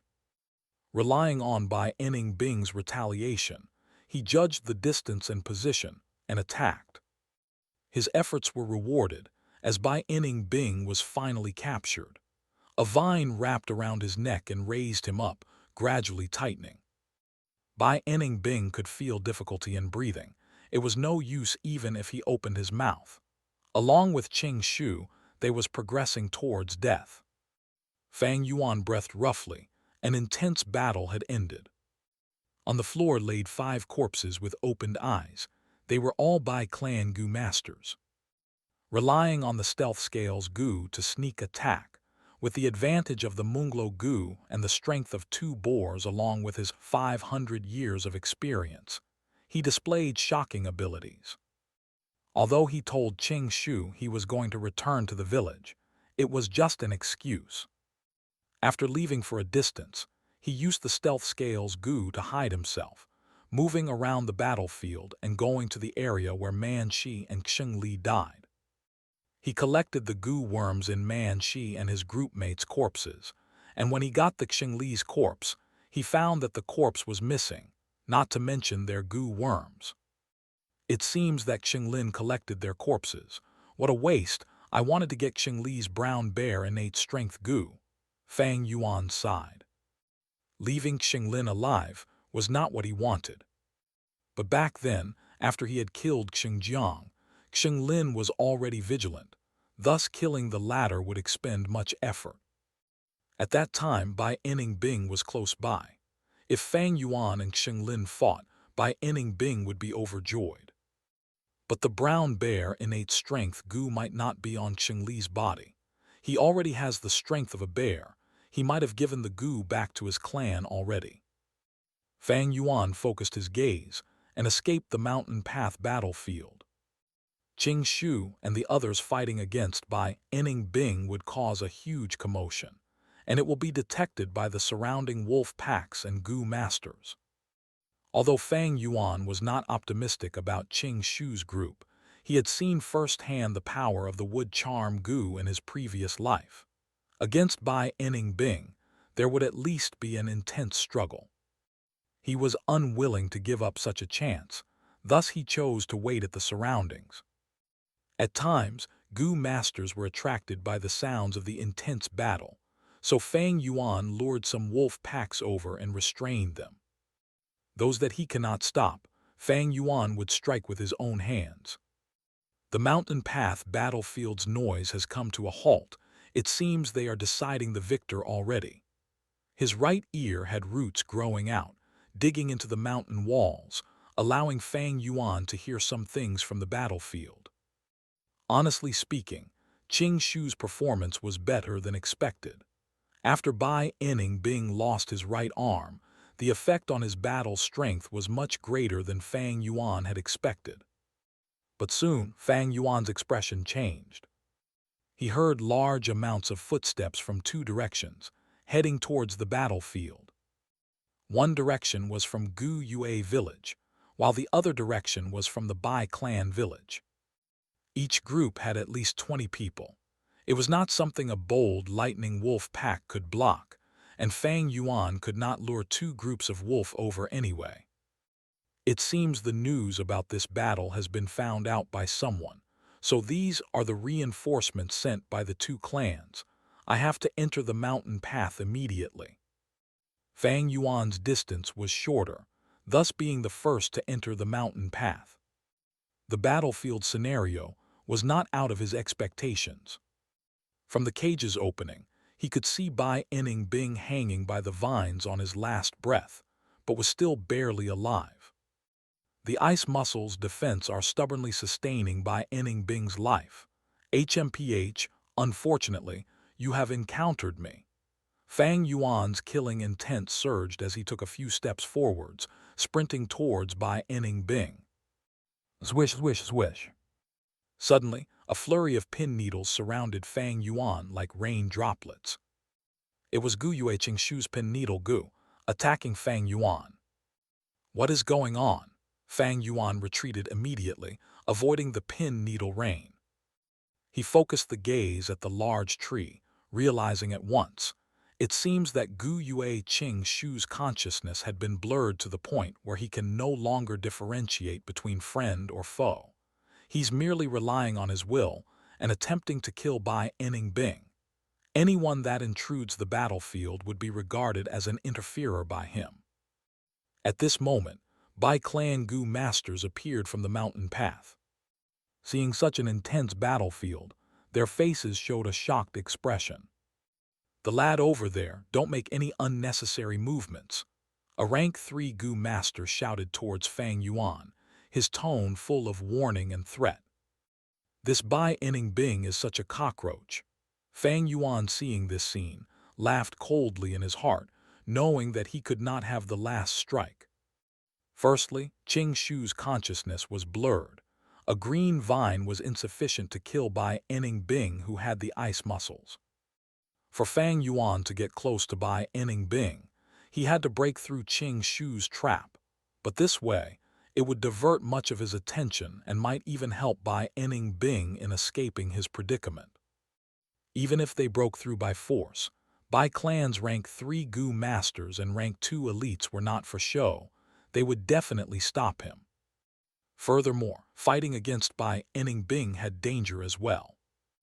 Bai Enningbing's aperture had recovered primeval essence sufficiently to at least use the blue bird ice coffin Gu. Even if Fang Yuan managed to kill Bai Enningbing, these Bai clan elites would not let go of him. They would definitely kill Fang Yuan. Fang Yuan sighed in his heart. The distance is too long, there are at least 20 steps to get to him, and my Munglo Gu's attack range is only 10 steps. Furthermore, to kill this Bai Enningbing, who is destined to die anyway, I would need to put my life at such risk, greatly interfering with my rebirth plans. It is not worth it. Thinking so, Fang Yuan took a few steps back. This was evidently a weak and cowardly movement, causing the Bai clan Gu masters to breathe a sigh of relief. Soon after, Fang Zheng rushed over as well. Lord Qing Shu. He had an exhilarated expression, stupidly running towards Gu Yue Qingshu, but soon was forced to retreat by the pin needles. "Group leader, it's me, Fang Zheng," he shouted in shock, sensing something amiss for the first time. But how could Gu Yue Qingshu answer him? "Big brother, what's wrong with Lord Qingshu?" Fang Zheng, under confusion and shock, could only turn to Fang Yuan. But Fang Yuan ignored him, squatting down and grabbing with his right hand, making a claw shape towards Bai Bing. "Plunder Gu." He secretly activated this Gu, quickly sensing that he had grabbed something. He quickly pulled back, and a Gu worm flew out of Bai Bing's body. It was a red steel relic Gu. This was given to Bai Bing by the Bai clan leader, but Bai Bing never used it as he quickly reached rank 3 cultivation. Now it became Fang Yuan's loot. Seeing the red steel relic Gu coming out of Bai Bing's body and flying away, landing in Fang Yuan's palm, the Bai clan Gu masters were anxious until their eyes turned red, starting to scream. "Scumbag, if you don't want to die, stop right now. Stealing our Bai clan Gu worm right in front of us. It's a red steel relic Gu worm." Fang Yuan laughed coldly. Once the red steel relic Gu was obtained, he used the spring-autumn cicada to instantly refine it but did not keep it in his aperture, putting it in his clothes instead, giving the impression that he had not refined them yet. He grabbed once again. This time a gray-colored beetle flew out. "Stone aperture Gu." Fang Yuan recognized this Gu immediately. As his eyes shone, he refined it once again and kept it in his arms. "Damn it, yet another Gu worm. Stop him, stop him. He dares to do so openly. He does not hold any regard for our Bai clan. Save Bai Bing, kill these guys." The Bai clan Gu masters growled, running furiously from the mountain path. Bai Bing had the full support of his clan, so every Gu worm in his possession was outstanding. Now that they were snatched away by Fang Yuan in public, they all could feel their hearts bleeding. This felt worse than killing them. Seeing these people approaching with their imposing aura, Fang Zheng took a step back in fright, but Fang Yuan was unfazed.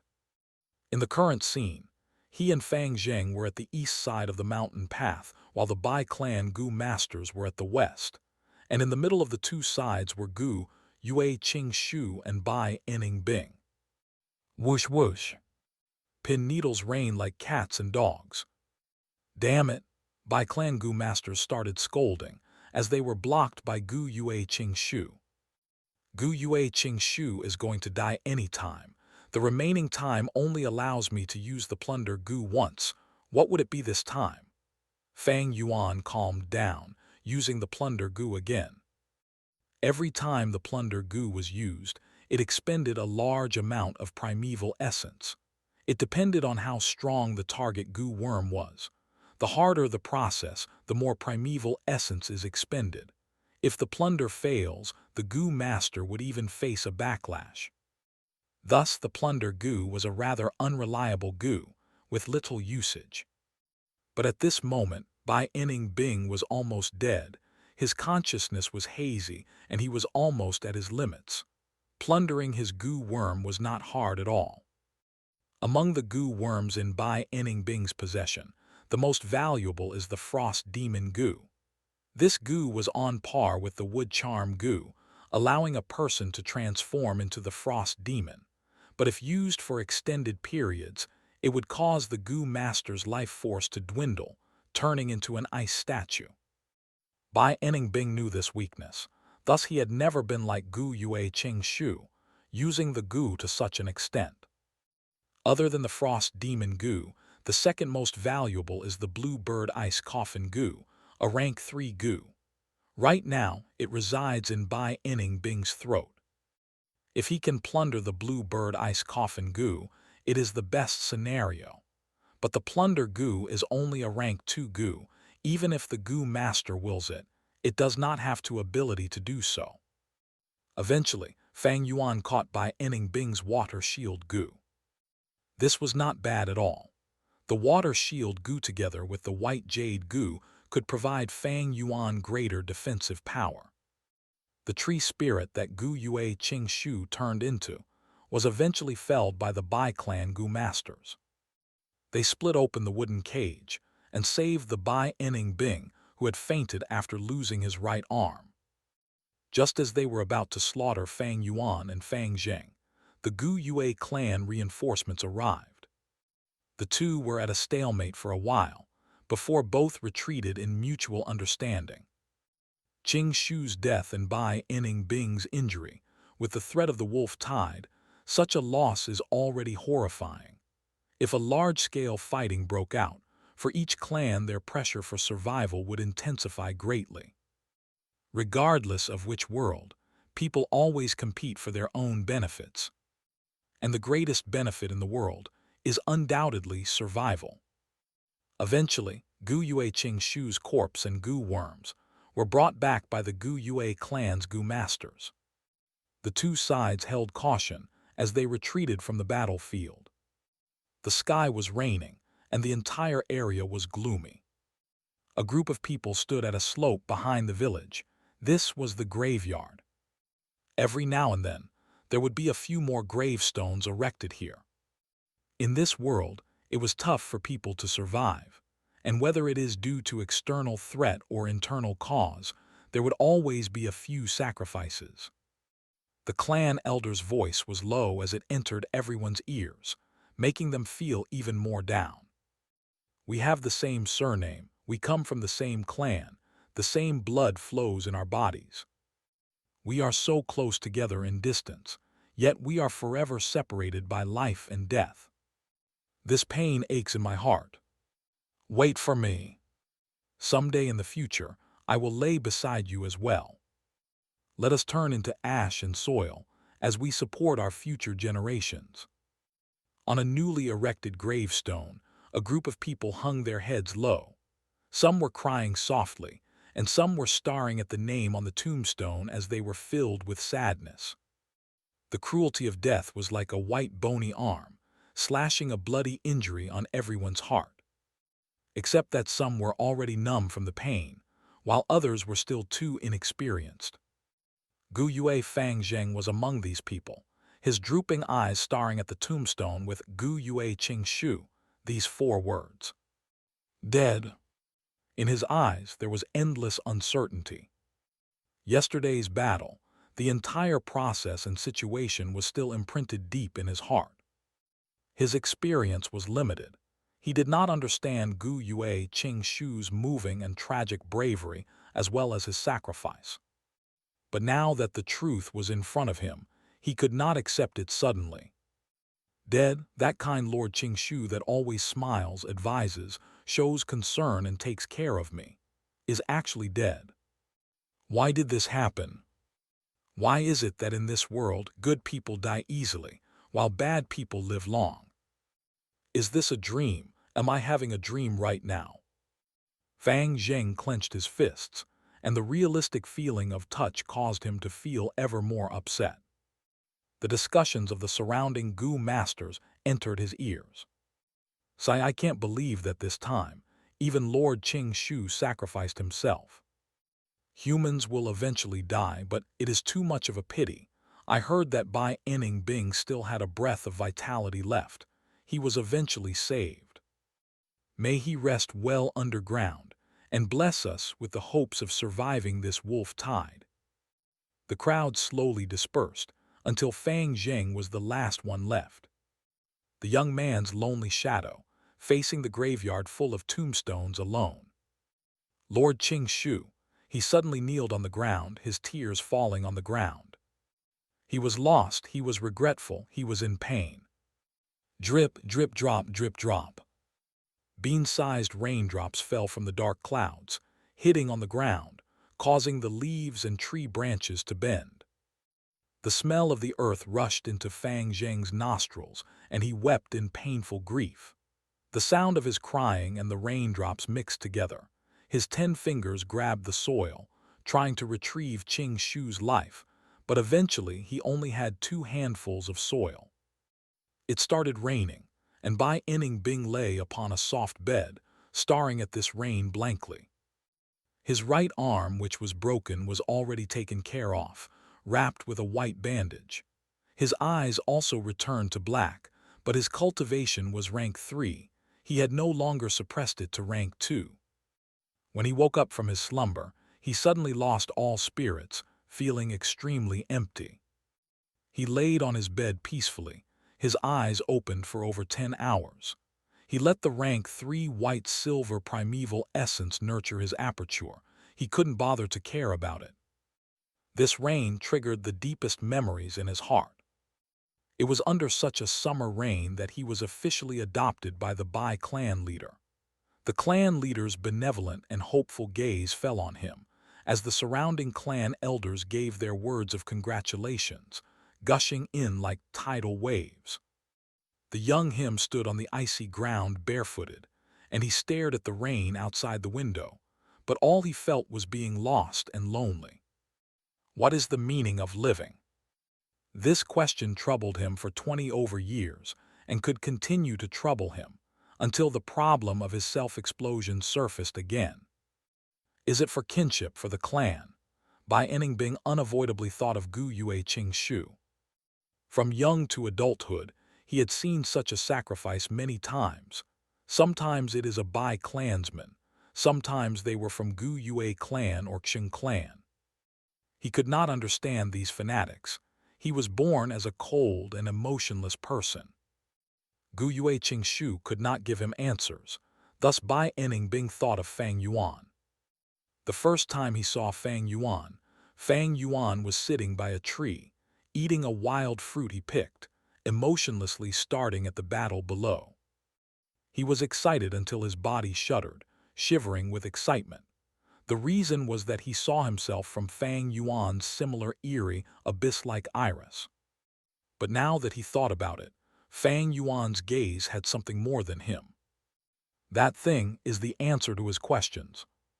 The rain got heavier, and thunder rumbled while lightning flashed in the sky. What is the meaning behind living?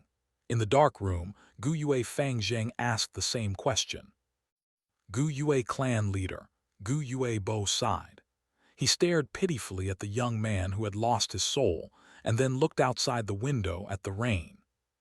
Fang Zheng's doubt was understandable. An unavoidable death always urges people to think behind the true value of existence. You know something?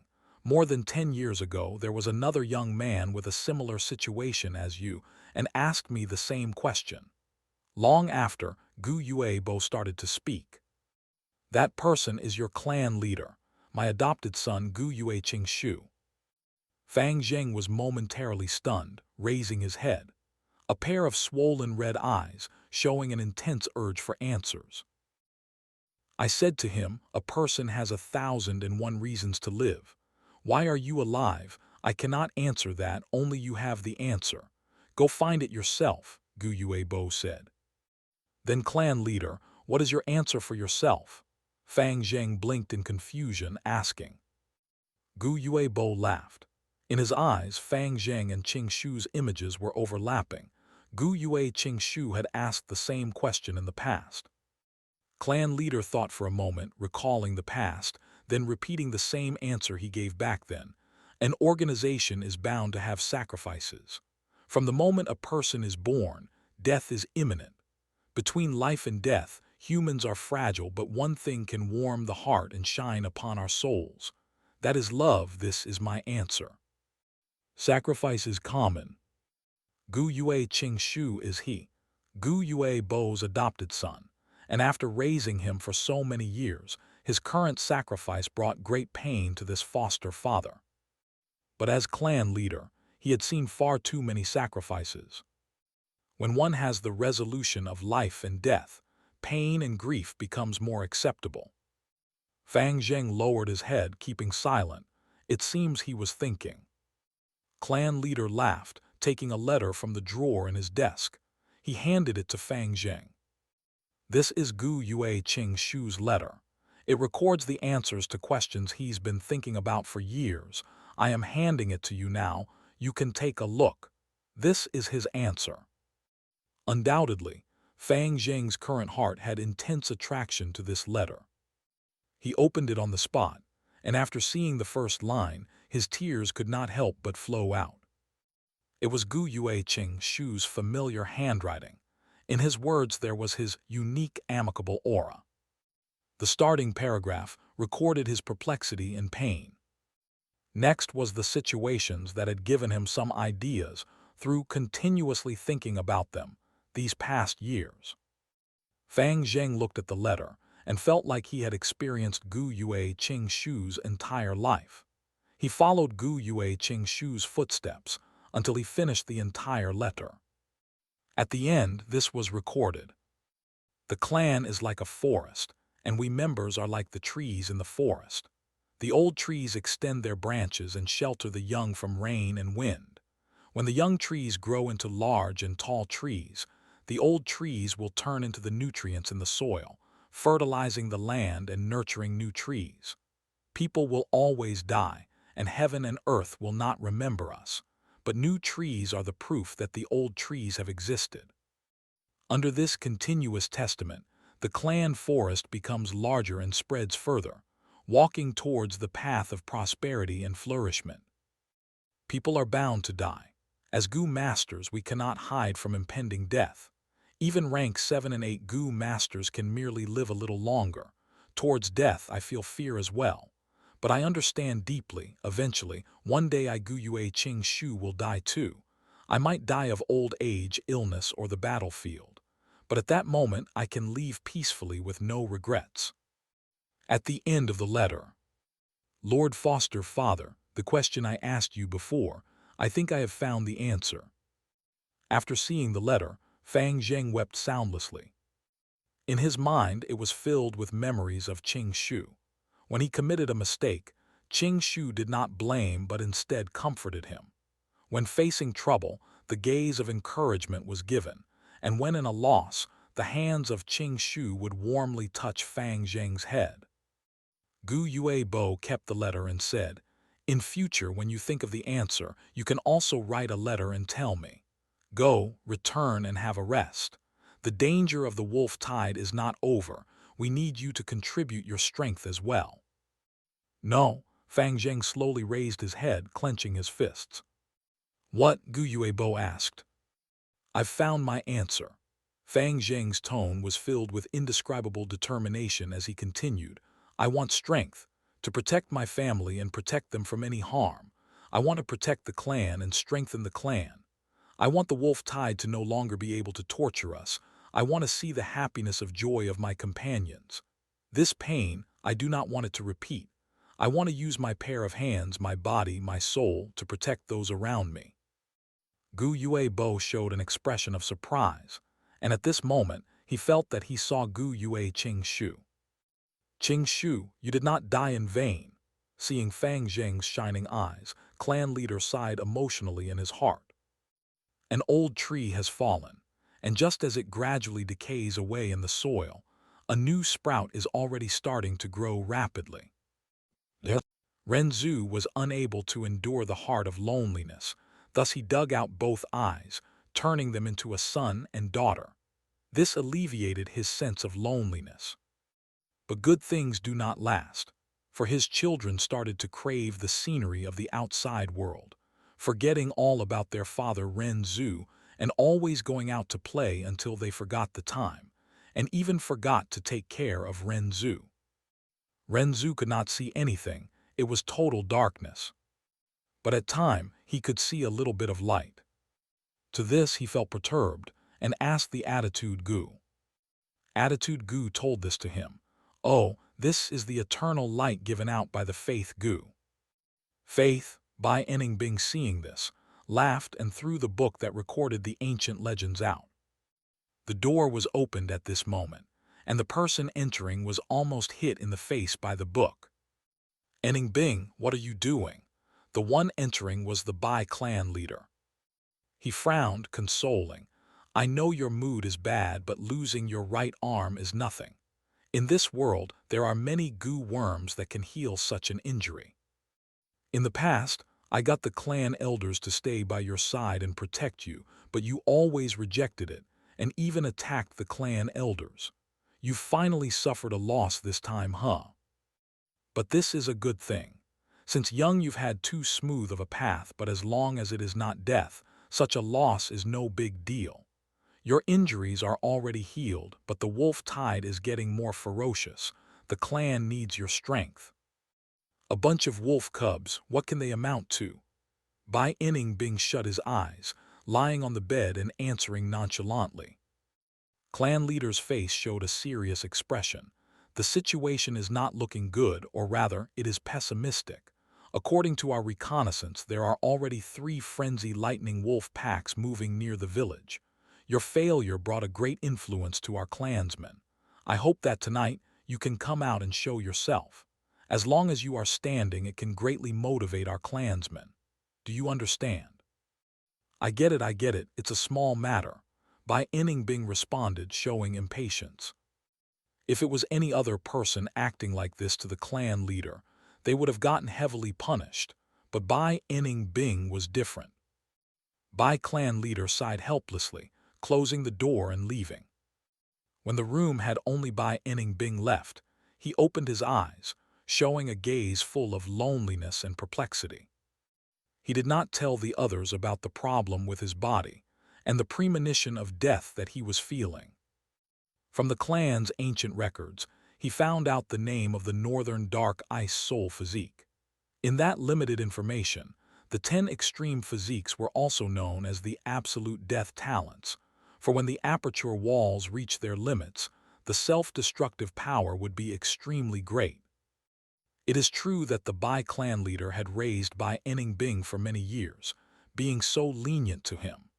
However, if the matter of the Northern Dark Ice Soul Physique was exposed, Bai Inning Bing had no doubt that the first person to kill him would be this Bai clan leader. What's the point of a person being alive? In the past, when he considered this question, Bai Inning Bing would feel lost, feeling emotions like boredom, frustration, and anger. All these negative emotions. But now, his heart felt a sense of peacefulness. People would grow up, not to mention a genius like him. In the past, he knew that he was going to die. Thus, in his despair, he longed to live, and he felt a sense of fear towards death deep in his heart. But now, after he had almost died, he had gotten over it. Allowing the rank 3 white-silver primeval essence to nurture his aperture, he was no longer worried. After all, he was no longer afraid of death. Even though he was still lost about the meaning of living, he knew where the answer was. This answer was already in Fang Yuan's heart. This feeling was indescribable.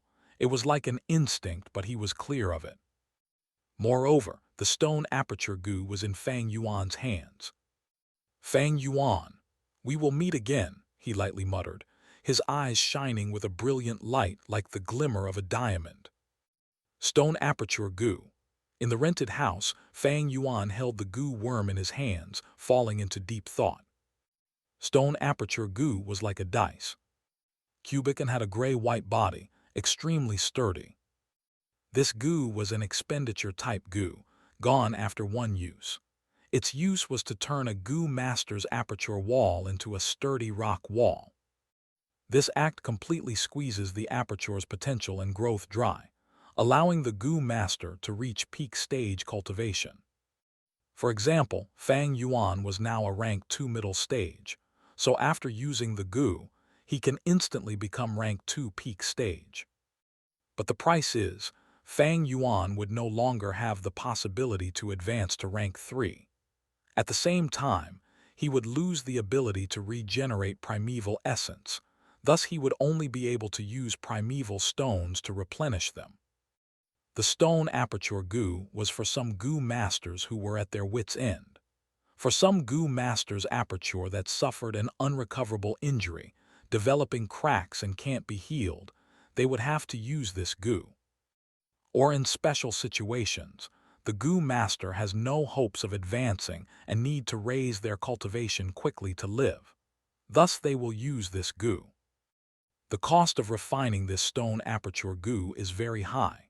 Seeing that Bai Inning Bing refined this goo worm, he probably wants to convert his aperture into a stone aperture to prevent the imminent death.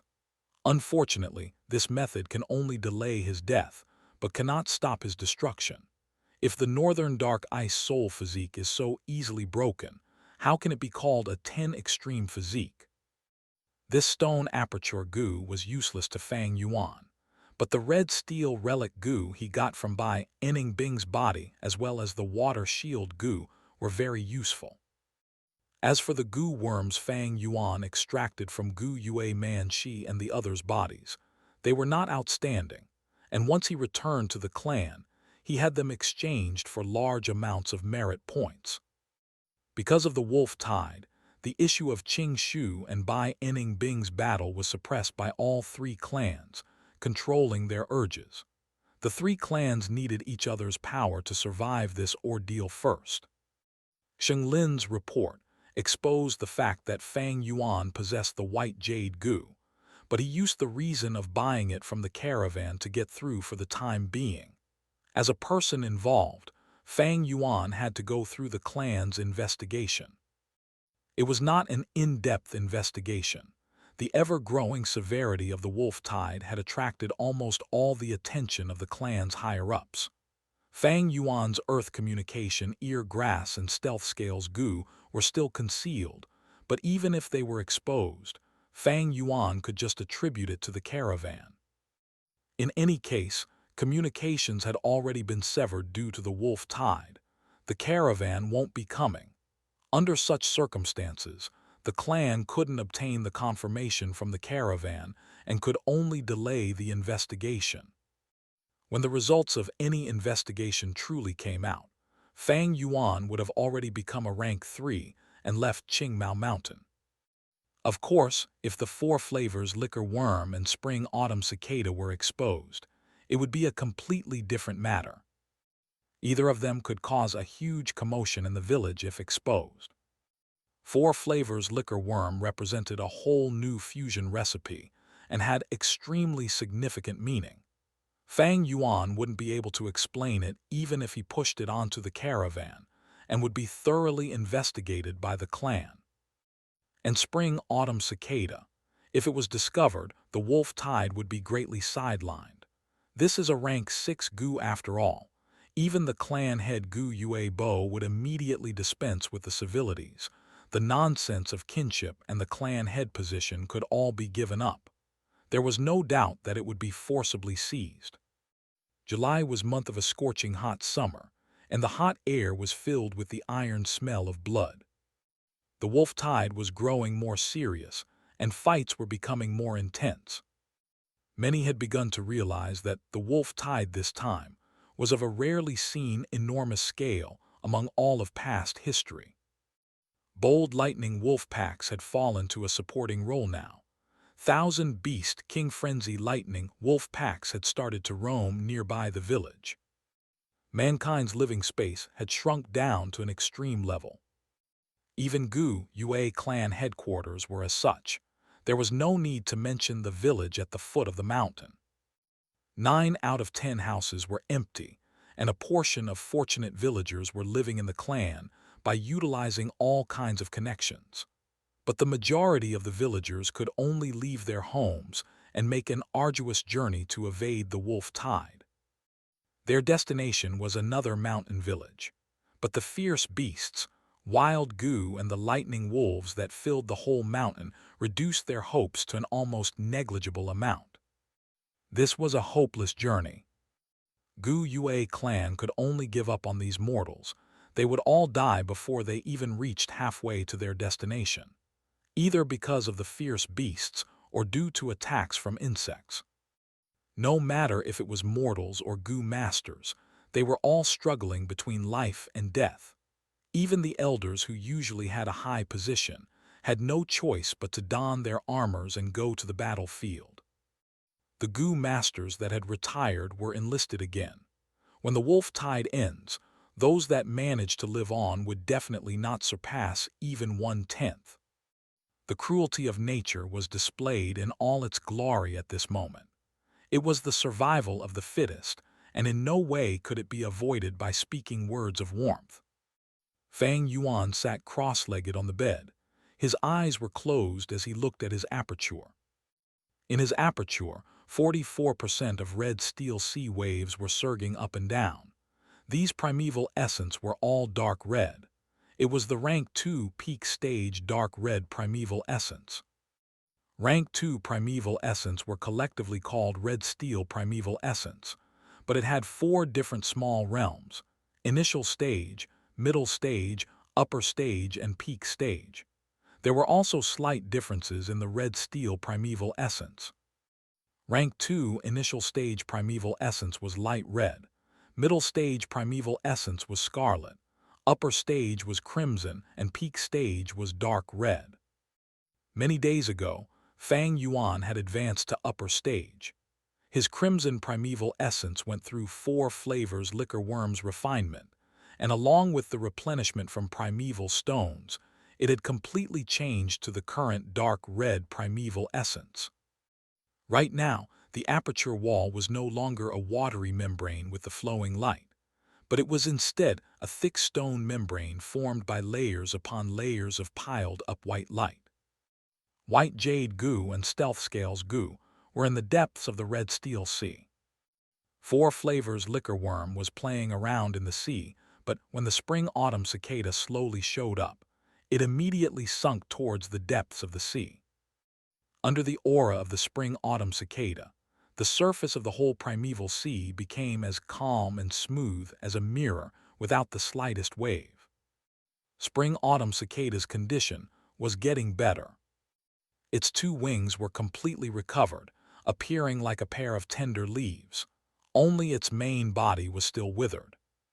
Fang Yuan would check on spring-autumn cicada every so often. He could clearly sense the recovery speed of spring-autumn cicada increasing rapidly.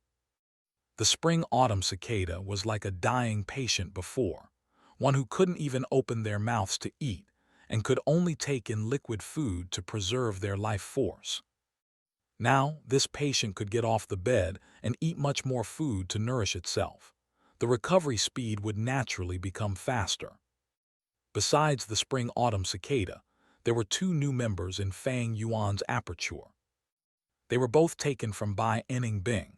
One was water shield goo, which looked like a jellyfish as it floated in the sea. Another was red steel relic goo. Fang Yuan's advancement to upper stage was because of the purified primeval essence by the 4 flavors liquor worm and continuous nourishment of the aperture wall, causing a qualitative change. Fang Yuan hadn't used the red steel relic goo. Just based on cultivation level, Fang Yuan would already be the 3rd highest person among rank 2 goo masters of Gu Yue clan. Xing Li and Qing Shu were dead. Fang Yuan was in the top 5 even among the whole Qingmao Mountain.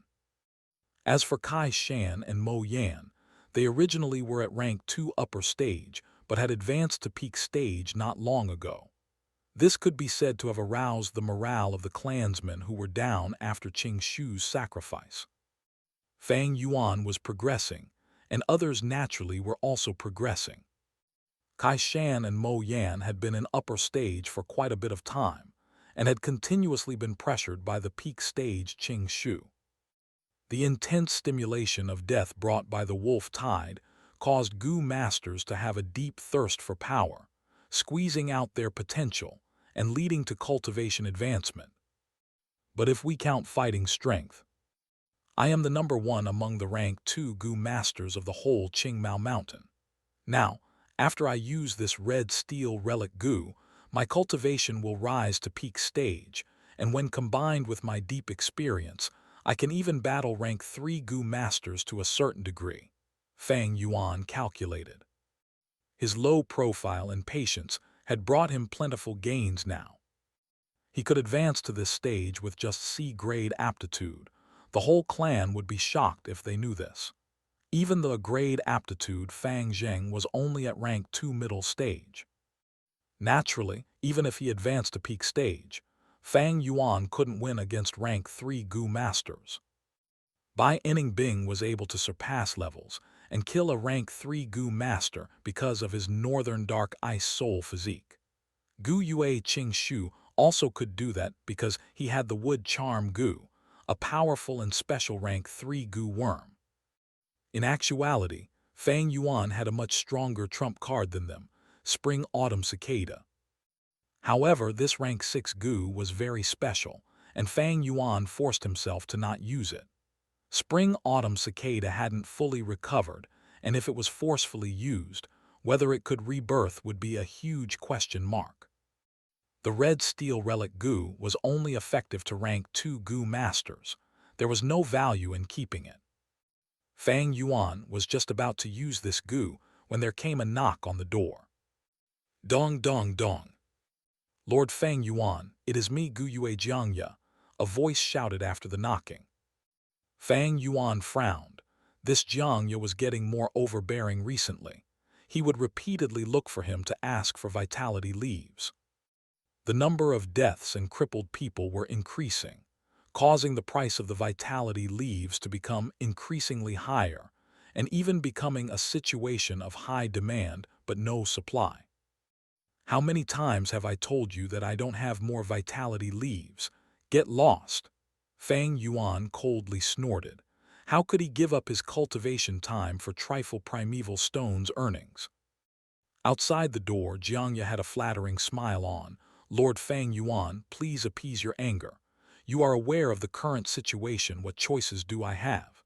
Many goo masters know I sell vitality leaves and they all look for me. It is not easy for the little me to pass my days. How about this? I will pay 10% more. Lord Fang Yuan, please be kind and give me a dozen vitality leaves. After speaking, he started begging, and his sound carried some sobbing. Fang Yuan was indifferent. That is your affair. What does it have to do with me? HMPH, your guts are getting bigger these days. You forgot the agreement between us and actually brought someone else. Jiangya gave a bitter smile outside the door. He looked at the old goo master beside him. He had no other way. This goo master was very powerful and had stubbornly followed him here. Little friend Fang Yuan. This old goo master spoke.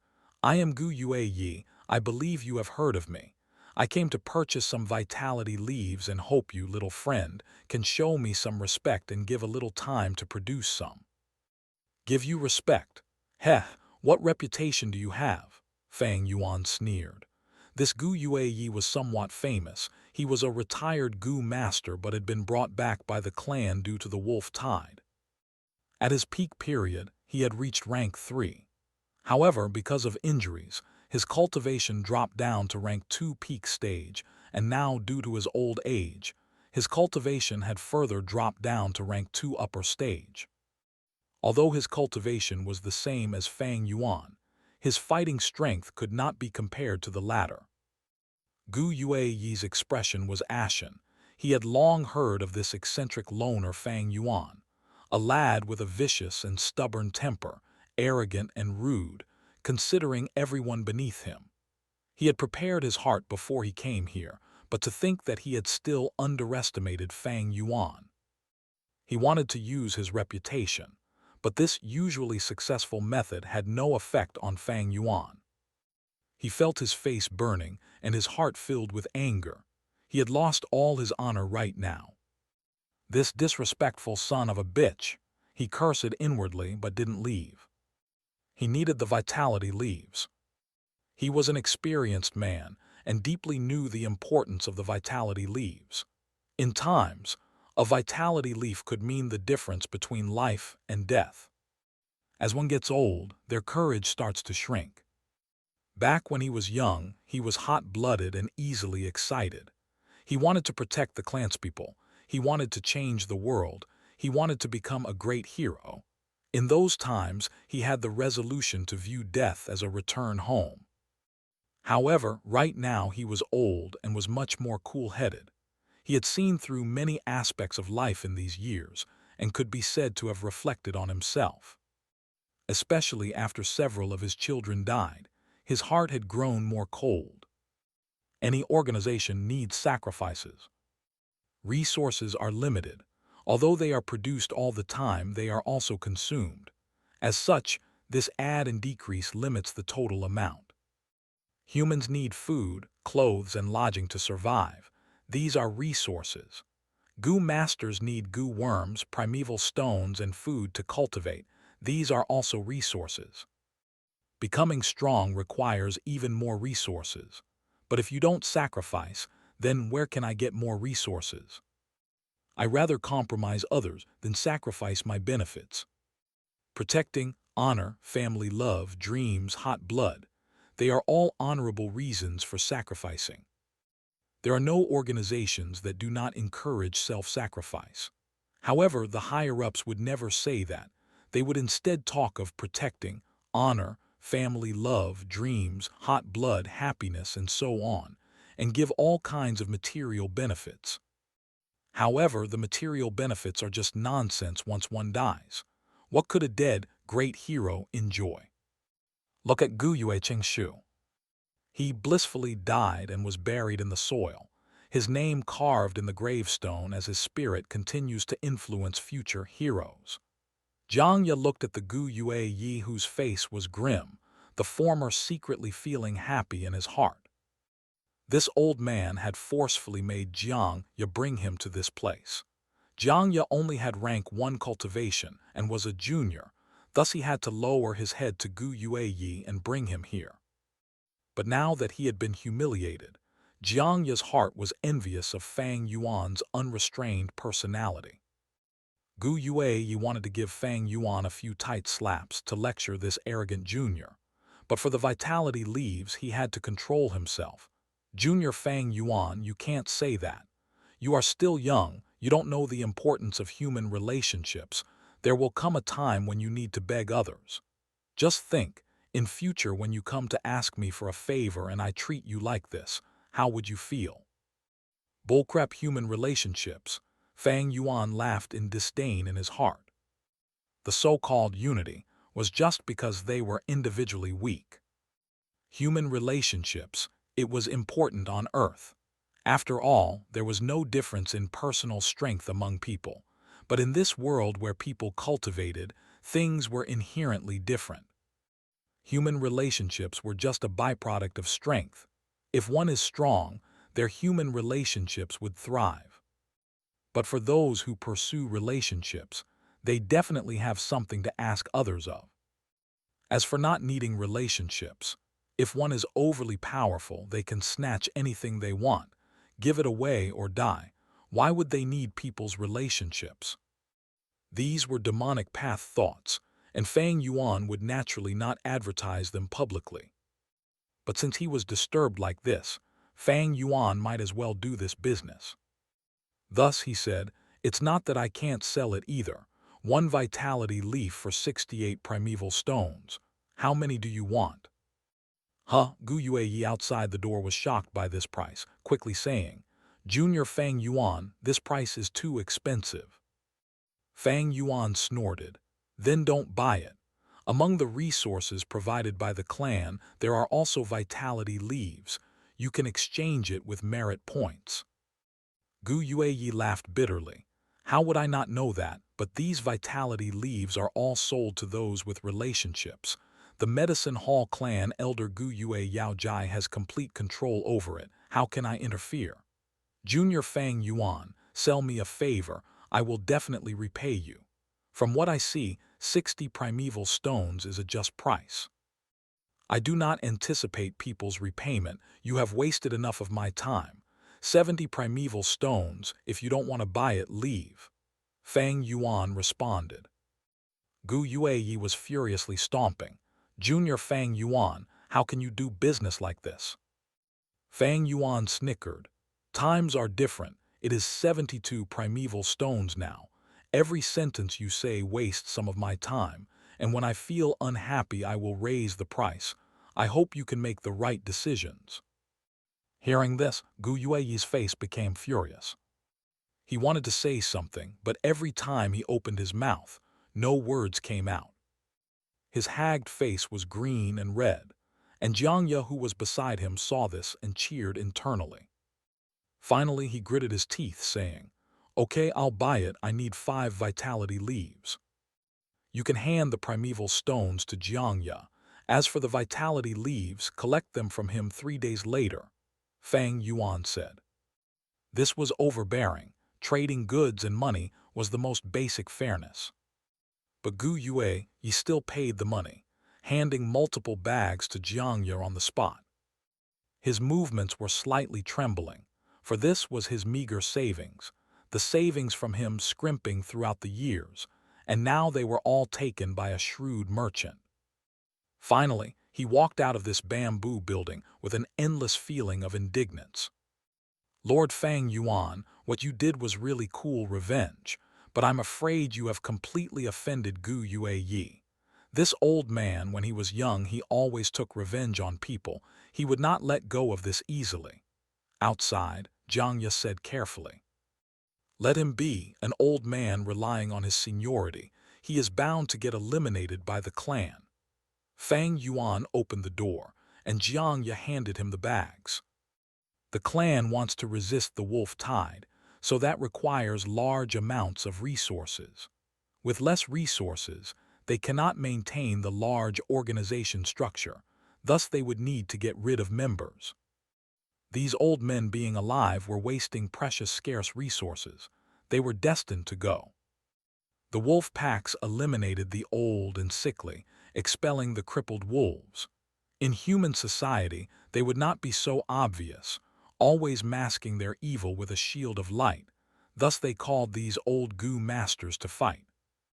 So what if Gu Yue Yi understood the intention? Being in the system, a person in society, they had no choice.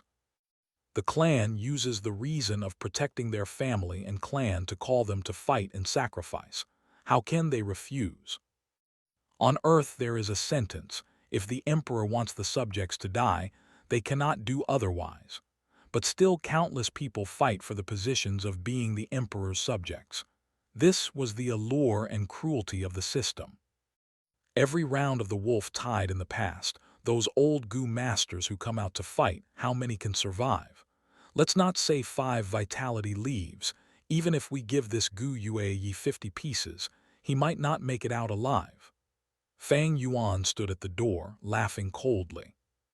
When Jiang Ye heard this tone, his heart was freezing. He could feel an aura from Fang Yuan, full of coldness and frost, like the northern winds blowing until he cannot raise his head. Fang Yuan looked at Jiang Ye, his eyes dark and black, continuing, "From now on, other than the arranged timings, you cannot look for me. If you break my rules, be prepared to face the consequences. Letting you sell the vitality leaves for me is on account of your brother, but respect is given by others and thrown away by own self. Think over your own actions." Jiang Ye heard Fang Yuan's lecture, not daring to speak. Thinking of Gu Yue Yi's sad state, sweat poured from his forehead. Also, from now on, raise the price of the vitality leaves to 70 primeval stones. Fang Yuan said again. 70. Jiang Ye was shocked as he gulped, his eyes shining as if he can see an endless supply of primeval stones. But he was also rather afraid, asking meekly, "Lord Fang Yuan, raising prices like this, will it cause others to think that we are growing a fortune through the misfortune? Would we have the suspicion of taking advantage of the clan's state? If we do this, we might incur public outrage." Public outrage. HMPH, what can they do? Do what I order, don't talk crap. If someone finds trouble, tell them the vitality leaves are sold by me. Fang Yuan snorted. Yes, yes, yes. Jiang Ye nodded furiously. Fang Yuan's words were what he wanted to hear. He was going to do this as well. He was just a rank 1 small fry. He cannot offend too many people. Throwing all these problems to Fang Yuan, he had already started doing so. A small fry also has his own survival methods, and towards Jiang Ye's intention, Fang Yuan was clear at heart. But cultivation difference and era difference results in Fang Yuan living a different lifestyle. After using that red steel relic Gu, he would be rank 2 peak stage, near to rank 3. That means he has finally grown past the initial step, and having this strength means his life and future would be different.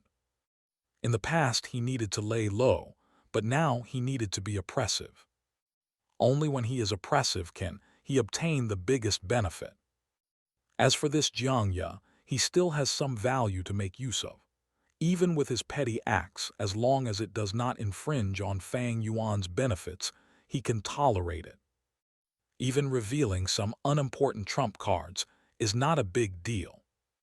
During peacetime, those higher-ups have nothing to do, thus they might find problems. But now that there is the Wolf Tide, who has the energy to care about such minute details. After the Wolf Tide, it is not guaranteed that the Gu Yue village still exists. Half a month later, lightning wolves attack like tidal waves, causing the Gu masters to retreat in a hurry. Xing Yuan Zhen, you must hang in there. Gu Yue village is not too far away. Xing Jiaoman stared at the clansman on the ground, her eyes turning red as she shouted. Leader Big Sis, I can't take it anymore. I have something in my heart I want to tell you. Xing Yuan Zhen was at his dying breath. His injuries were severe and his face was full of death.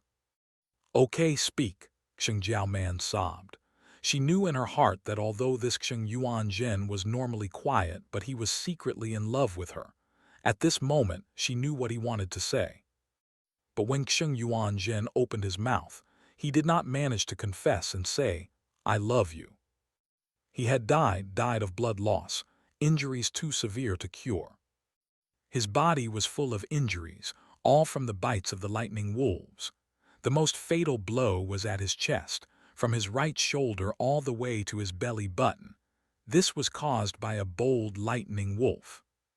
Big Sis, the situation is bad. Another bold lightning wolf group came.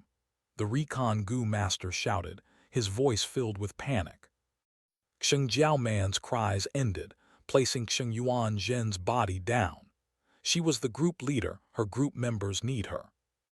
The dead has passed, and those alive has to continue facing the cruelty of this world. These goddamn wolves, is there an end to them? Xing Jiaoman cursed fiercely. Her body figure was hot and she had a nice pretty face, so when she said these swear words there was a unique flavor about her. Hearing her words, the others calmed down internally. As Xing Jiaoman cursed, she observed. The investigation result made her slightly distressed. She could kill a group of bold lightning wolves, fight her way out of 2 groups, but against 4 bold lightning wolf groups, the wisest decision is to retreat to the valley behind her and use the signal Gu, hopping for reinforcements. Retreat to the valley, Xing Jiaoman shouted as she activated both her giant bears to protect them. These 2 giant bears were well raised by her. One brown and one black, with smooth and shiny fur, but they were both full of injuries all over their bodies. When Xing Jiaoman and the others successfully retreated to the valley, these 2 bears were left with one. The black one had been engulfed by the lightning wolves, pack after killing tens of lightning wolves, having run out of energy. A Gu worm shot out from the bear corpse, returning back to Xing Jiaoman's hand in an instant. This was the bear enslavement Gu. It can be planted into bears to allow the Gu master to manipulate giant bears. Of course, it can only be an ordinary bear, for the bear enslavement Gu is a rank 2. It cannot enslave a bear king. If it can enslave a bear king, they would be strong, because a bear king, even if it is the weakest, has at least 100 bear subordinates. If a Gu master can enslave a bear king, it means they have a beast group to manipulate as well. Now we wait for reinforcements. Hopefully they can get here soon. Xing Jiaoman panted as she sighed. They had retreated to the valley, thus the area they had to defend against greatly decreased, causing the pressure from the wolf packs to also decrease. But it also meant they had no way out, and the blood and continual battle would attract more wolf packs. The crisis was not resolved. At this point from the cliff above their heads, a voice was heard. Everyone raised their heads to look, and saw that there was a young man. It's him, Gu Yue Fang Yuan. The 7 Xing clan Gu masters were first invigorated, but then showed a complicated expression, ever since Bai Enning Bing and Qing Shu's intense battle. Fang Yuan, who had chased after Bai Inning, Bing the entire way, had become well known, and his popularity rose. These days, Fang Yuan had shown his strong side in the wolf tide, heading alone to hunt lightning wolves and showing shocking results. He was the new generation's rising star. If not for his strange personality and bad reputation, his status would be on par with Kai Shan and Mo Yan. But to the Qing village members, Fang Yuan was also Qing Jiang's murderer. Thus, when Qing Jiao Man and the others saw Fang Yuan, they showed a complicated expression. Fang Yuan stared at them from above, waving his tree vine, saying slowly, "You can continue to wait for reinforcements, or escape using the vine in my hand and climb up the mountain." Who knew when the reinforcements would come? Matters on the battlefield were ever-changing. Xing Jiao Man and the others obviously chose the tree vine in front of them, but Fang Yuan actually asked them for remuneration. This caused the Qing clan Gu masters to be furious. "Fang Yuan, we are alliance mates. How can you do this?" someone shouted furiously. "Asking for the bear enslavement Gu, how shameless can you be?" someone sneered. Fang Yuan calmly retorted, "One bear enslavement Gu and 700 primeval stones, in exchange for all 7 of your lives. This is a cheap price. You can reject me, and I will go back to the clan to report your circumstances." He, but when will the reinforcements come? Will they encounter a wolf pack on the way here? That I cannot guarantee. Everyone became quiet. Their expressions were ugly. "All right, I promise you. Fang Yuan, you really live up to your reputation." Finally, Xing Jiao Man chose to give way for the sake of everyone. Her words were full of spite towards Fang Yuan. Fang Yuan shrugged nonchalantly. The result was as expected. He threw down the tree vine and laughed coldly in his heart. These 4 bold lightning wolf packs were lured here by him. He wanted to wait for them to die before retrieving their Gu worms and get a huge amount of merit points. But their signal Gu had attracted the attention of the surrounding groups of Gu masters, and they were all rushing over to help. To not waste his effort, Fang Yuan could only act as a reinforcement Gu master for once. Xing Jiao Man and the others used the tree vines and successfully escaped from the wolf pack. Not long after, 3 Gu master groups arrived, and one of them was the Kai Shan group. This caused the 7 Gu masters to become even more upset. Xing Jiao Man was extremely regretful. Not long ago, she had withdrawn her consciousness from the bear enslavement Gu and cooperated with Fang Yuan in refining the Gu worm. Thus, even if she wanted to go back on her words now, it was impossible. "Fang Yuan, I will remember you." Xing Jiao Man stared at Fang Yuan fiercely in the eye. "Remember or not, that's your business." Fang Yuan laughed plainly, turning around and leaving. "Miss Xing, we meet again." At the other end, Kai Shan group arrived, speaking with a courteous tone. Ever since the Bai Inning Bing incident, Gu Yue clan lost to Qing Shu, and Qing clan's Qing Li died. Thus the 2 clans got closer. Politically, Bai clan became resisted by the other 2 clans together, even though the alliance was still in place. Little sister pays respects to elder brother Kai Shan. Xing Jiao Man lifted her frowning brows, cupping her fists towards Kai Shan, continuing, "This time, we are asking the Gu Yue clan for some reinforcements. Qing clan has been surrounded by wolf packs for 6 days and 6 nights already." These days, the wolf tide was getting more severe. The lightning wolf packs have already started to surround the villages with the intention of attacking. Qing clan had the lowest position among the 3 clans situated at the mountain foot.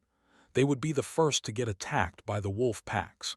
In fact, this is the 3rd time they had gotten surrounded, and they needed reinforcements. With the coordination of offense from the outside and inside together, they would then be able to scatter and defeat these lightning wolf packs. The matter about reinforcements is not issue. Didn't we cooperate well the last 2 times? But this matter I have to report to the clan leader first. Come with me, Kai Shan said. Sheng Jiao Man and the others followed Kai Shan group, coming to Gu Yue village. Gu Yue village already had layers of defenses. The outer walls were strongly reinforced with dozens of towers. Below the village walls were trenches dug and filled with sharp bamboo poles. The village walls had been planted with the steel vine gu and poison flower gu. At one glance, the walls were covered in sharp vines, and the beautiful poisonous flowers were all budding, over hundreds or even thousands of them. Entering the main door, one could see that the surrounding buildings, whether it was a residence or tavern, had been all transformed into temporary forts. Sheng Jiao Man and the other 6, after leaving the Sheng clan, their journey was filled with difficulty. Traversing through wolf packs, they all had different injuries. Thus, they were led into a bamboo building to receive treatment.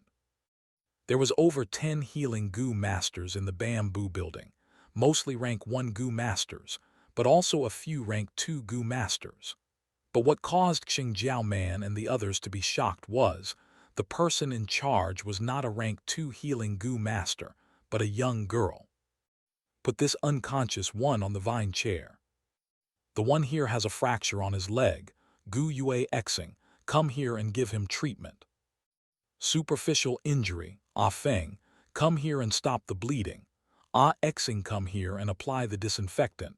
Zio Hua, go place a fracture board on that leg fracture. Then come here to bandage the injury.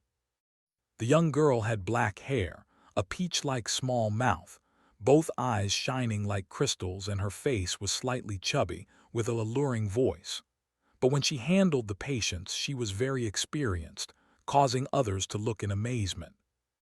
Sheng Jiao Man suddenly thought of one person, asking, "This little sister, are you Yue Yaola?" Sheng Clan's sister Jiao Man, hello, to think you know of my name. After assigning the Gu masters to their stations, Gu Yue Yaola walked over and introduced herself. Sister Yaola, you are a famous character, inheriting Lord Yao Jai's benevolent heart and also extremely talented in medical skills. Even with your rank 1 cultivation, you are known as the top 10 rising stars in Qingmao Mountain. Even at the Sheng clan, there are numerous people admiring you, sister. Seeing her strong background, Sheng Jiao Man politely praised as she was on a trip to ask the Gu Yue clan for help. I'm flattered, Sister Jiao Man. Gu Yue Yaolu is still young, and her face turned red as she looked down in embarrassment after being praised. At this time, a Sheng clan Gu master complained, although you're both the top 10 rising stars, that Gu Yue Fang Yuan seriously cannot compare to you, little sister. Don't mention Fang Yuan, my blood boils thinking of him. Times without heroes, lad gains fame, sigh. This person's morals are lacking. To think he is also a top 10 rising star, and even the number 1 position. Thinking about it makes me want to vomit. This sentence immediately attracted the attention of the people nearby, including the Gu Yue clan's Gu masters. Gu Yue Fang Yuan, what did he do this time? Someone curiously asked. HMPH, he took one of my bear enslavement Gu and even 700 primeval stones as a reward for saving us. I've never seen anyone so shameless and corrupted by greed. Sheng Jiao Man snorted, venting her unhappiness. This is nothing, there are worse things. His heart is blacker than coal, selling a vitality leaf for 80 primeval stones. He is taking advantage of the situation. This person is greedy and extremely shameless. He is too arrogant and proud. My friend wanted to join his group, however not only was he rejected, but he even got insulted in public. What's his deal? He's merely a C-grade talent. He is a living prodigal son, wasting the inheritance both his parents left him to buy a red steel relic Gu from the caravan. Next, he snatched another red steel relic Gu from Bai Inning Bing. If I had these 2 Gu worms, I can also have his cultivation. Lord Gu Yue Qingshu is the best after all, humble and kind. Too bad he died early. But his brother Fang Zheng has a sense of justice, helping those in need, and is kind-hearted. Also having Lord Qing Shu's humble attitude, he is completely the opposite of his brother. Sheng Jiaoman did not expect her ranting to cause so much reaction from the Gu Yue clansmen. She was shocked to think this Fang Yuan was such a failure as a human, being hated by so many people. She felt strange asking, since he is so hated, why did no one teach him a lesson? The bamboo building instantly became silent. The Gu Yue clansmen all looked at each other, not saying a word. In truth, many people could not stand Fang Yuan's mannerisms, as well as his act of maximizing profit under such circumstances. Many people found problems with him, but the result every time was that the person finding fault got into an even bigger mess themselves. After many times, no one came to find fault with him anymore. And Fang Yuan also became publicly known as the head of the top 10 rising stars that emerged from the wolf tide. All these statuses originate from strength. Fang Yuan's battle strength was the strongest, so he was the head, regardless of how bad his reputation is or how poor his human relationship is. That Fang Yuan again, Gu Yue Yaojai lightly frowned, muttering. She had never seen Fang Yuan but had already heard much about him. Towards Fang Yuan, she had a poor impression of him. This Fang Yuan, although my senior, the things he does are unforgivable, and he is so extreme. He dared to extort Sister Jiao Man this time and got the bare enslavement Gu, not giving a hoot about our two clans' agreements.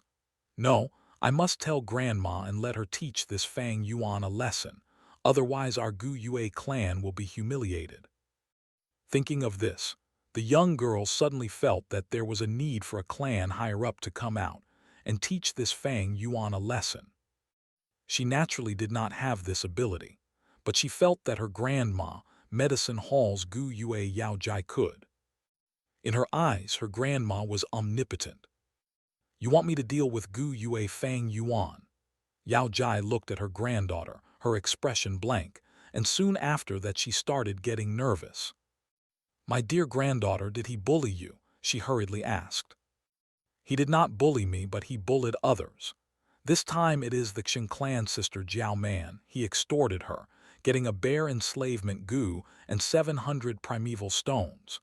This is too much. If this goes on, the clan's reputation would be completely ruined by him, Gu Yue Yaola said. Grandma knows this matter. Darling granddaughter, leave first. Grandma will not disappoint you, Yao Jai said after deep considerations. Thank you, Grandma. Grandma, you do not know, but this person is too wicked, raising the price of his goods and bullying the weak. He is a true villain. After the young girl left, Yao Jai fell into deep thoughts. She had wanted to deal with Fang Yuan for a long time. However, it was naturally not a naive reason like Yao Le's, but because Fang Yuan possessed enough profits for her to strike. First was the liquor worm. Although previously, Yao Jai had bought one from the caravan, but that was given to her granddaughter Yaola. She herself still needed one liquor worm as an ingredient to refine a rank 3 Gu worm she wanted to fuse. Next was the 9-leaf vitality grass. The clan's 9-leaf vitality grass were mostly in Yao Jai's control, and by relying on selling the vitality leaves, she could consolidate her authority and status in the clan. This Fang Yuan is too arrogant. First I wanted to buy his liquor worm, but he refused. What guts! This time he raised the price of the vitality leaves and earned a fortune. Does he really think I, the medicine clan elder, is thin air? HMPH. 2 giant banners fluttered in the wind with a ringing noise. One was the battle merit board. Fang Yuan was now among the top 10 in the list. Another banner listed all kinds of goods which could be exchanged with battle merits. However, most of the Gu masters in the crowded plaza had their attention on a newly announced decree. The content of the announcement was, the wolf tide is becoming more fierce, and the casualties among the clan's Gu masters are increasing day by day. To reinforce the treatment methods, the medical hall orders all the Gu masters who possess 9-leaf vitality grass to temporarily hand them over to the clan. The medical hall will organize staffs to unify all the productions. There were a list of names in the notification. They were the names of the Gu masters that possess 9-leaf vitality grass in the clan. Naturally, Fang Yuan was also listed. Right now, he was standing in a distant corner looking at this notification. His expression couldn't help but turn ugly. At first sight, he had realized this to be Gu Yue Yaojai's move against him. HMPH, this Yue Yaojai has been indignant since she failed to purchase the liquor worm from me. I already accumulated enough battle merits to exchange for that 3 steps fragrant grass Gu, but she prevented this from happening in the dark. Now, she is actually coveting my 9-leaf vitality grass. Gu Yue Yaojai's actions were understandable. People of the same trade were natural enemies. By controlling the sale of the vitality leaves, Gu Yue Yaojai could consolidate her authority, deepen her influence, and maintain her connections. However, Fang Yuan sold them in increased price, so this imperceptibly was infringing on her benefits and shaking her influence. I have a lot of Gu worms on me now. White Jade Gu, Munglo Gu, Plunder Gu, Water Shield Gu, Earth Communication Ear Grass, and more. 9-leaf vitality grass is my most important economy source. If I lose this Gu, it will be like receiving a checkmate. Gu Yue Yaojai made a really fierce move. Fang Yuan frowned. The discussions of the surrounding Gu masters entered his ears. Medicine Hall made a truly great decision. There are very few vitality leaves, and they simply can't meet our needs. Every time a batch appears in the goods board, they will immediately be purchased by others. Elder Yaojai is truly gentle and kind. Look at the name list. It includes several Gu masters from both Kai and Mo factions. She has no doubt offended many powerful elders with this action. Elder Yaojai is thinking for the clan. She is worthy of respect. Only Lord Yaojai has such courage. If it was any other elders, who would dare to take such action? Look, the notification contents have changed. Kai and Mo factions Gu masters have handed over their 9-leaf vitality grass. The crowd was boiling. 9-leaf vitality grass being consolidated and unified production meant the availability of much more vitality leaves. This was a great news to the crowd. Fang Yuan watched the notice with rapt attention and sure enough saw, beside the name list of these Gu masters, there were new words handed over. His own name had thus become conspicuous. His heart felt increasing pressure. Gu Yue Yaojai was an old veteran with deep schemes. With this move, she was borrowing the momentum to pressure Fang Yuan. If Fang Yuan resisted or disobeyed, that would be attracting even bigger troubles, giving people a hold over him. It was absolutely not a sensible act. This was the power of the system. If the clan wanted you to sacrifice, it won't directly say so.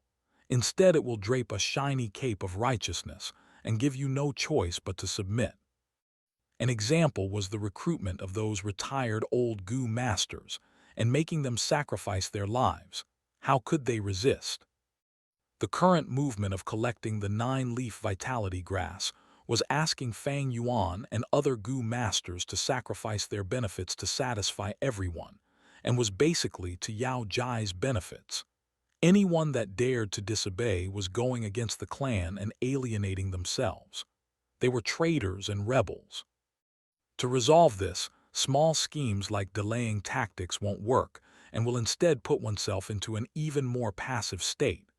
Yaojai's move carries righteousness and the public opinion. Any small schemes will be destroyed. Only by using an even bigger momentum, fairly fighting back and defeating her momentum openly will resolve this. Fang Yuan already had a solution. This plan was simple but grand. Advance to rank 3.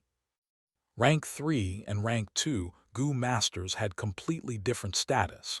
In the clan, any Gu master that advanced to rank 3 would immediately become an elder and join the decision-maker's circle.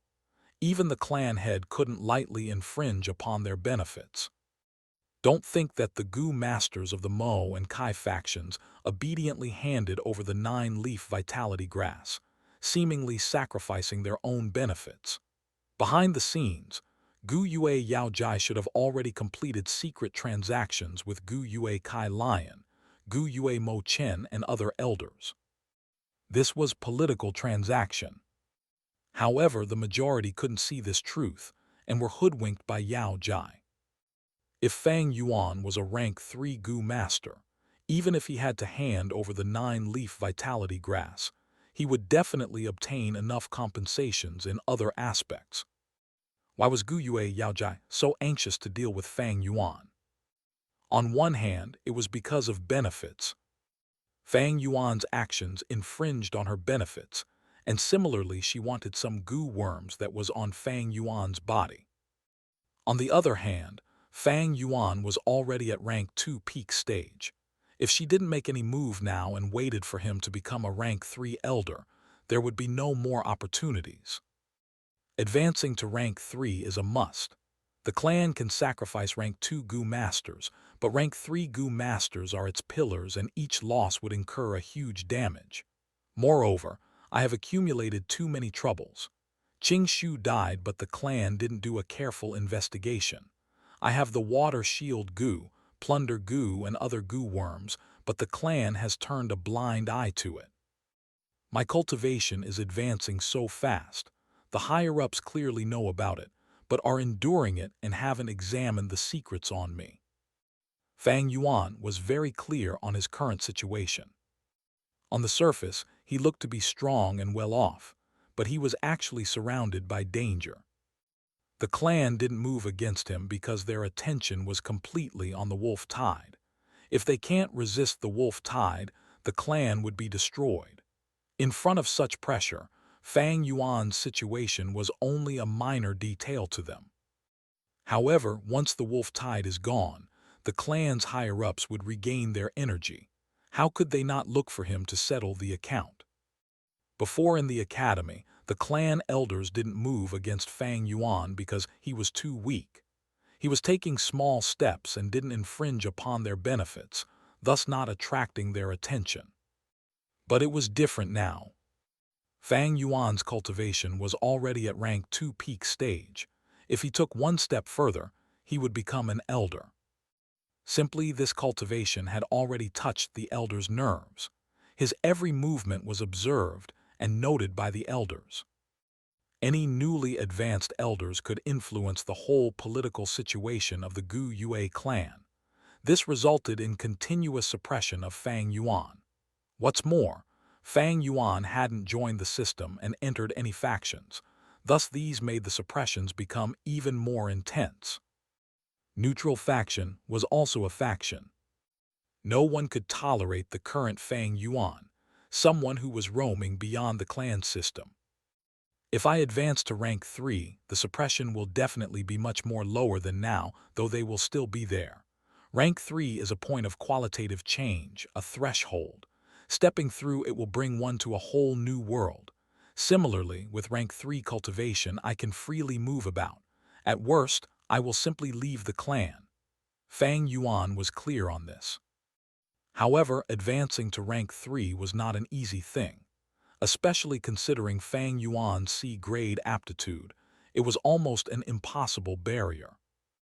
In his previous life, he had stalled at rank 2 peak stage for over 100 years. Until afterwards, he paid a painful price to obtain a Gu and promoted his aptitude. Only then could he step through this difficulty. In a Gu master's cultivation, it was easy to advance through small realms. They only needed enough time and patience. However, every large realm had a barrier, and the higher you go, the harder it is to cross. Especially the difficulty in advancing from rank 5 to rank 6 was beyond imagination, harder than ascending heaven. Fang Yuan already had a lot of difficulties in advancing from rank 1 to rank 2. Now, To advance from rank 2 to rank 3, there was no possibility of success by following the traditional route. Fortunately, in Fang Yuan's 500 years of life experience and vast memories, there were 2 to 3 methods. Saying it nicely, they were alternative paths, but saying it coarsely, they were demonic practices. This option was very suitable for Fang Yuan's current situation. With this option, advancing to rank 3 required one to refine a peculiar and bloody goo, man-beast life burial goo. An ancient devil path sect leader had made painstaking efforts and invented this recipe to strengthen his subordinates' cultivation. The man-beast life burial goo was specialized for rank 2 goo masters to break through to rank 3 realm. In his previous life, Fang Yuan explored unknown places and coincidentally found this recipe. It had made a deep impression on him, and he had firmly kept it in mind.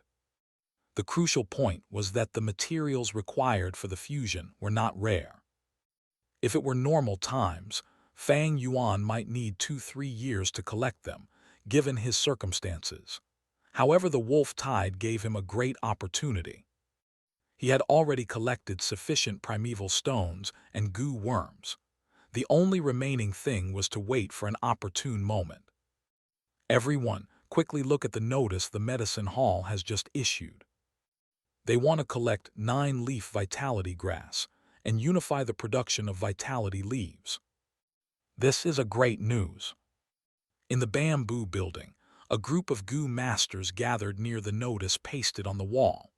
They were all filled with delight when they read it. Ha ha ha, I reckon Fang Yuan is close to tears. HMPH serves him right for selling the vitality leaves at such a high price, exploiting our hard-earned money. I really want to see what expression Fang Yuan has now. It would definitely be very ugly. Many people were taking joy in the others' misfortune. Heh, this really lets us vent our resentment. We really need to thank Miss Yaola for this. If she didn't persuade Lord Yao Jai, how could there be such a day? Right, we are really grateful to Miss Yaola. Miss Yaola is not only beautiful, she is also kind-hearted, upholding justice and fairness for us. She has the demeanor of Lord Yao Jai. As she heard the continuous praises, Gu Yue Yaola shyly lowered her head. She felt happy. Little sister Yaola. Right at this time, Xingjiao Man walked in through the door. I came to say my goodbyes. I saw the medicine hall's notice. I am really thankful to you for letting me vent out my indignance. People like Fang Yuan are black sheeps and need to be controlled. Big sister, you are leaving. Gu Yue Yaola threw a concerned look. Xingjiao Man put one hand on her hip and pointed the thumb of her other hand to a group of Gu masters standing outside the door, saying, I have already asked for reinforcements. I must hurry back. Let's meet again next time. Yaola's heart was filled with grief. Xingjiao Man had 10 Gu masters when she had left her clan, but there were only 7 left when she reached here.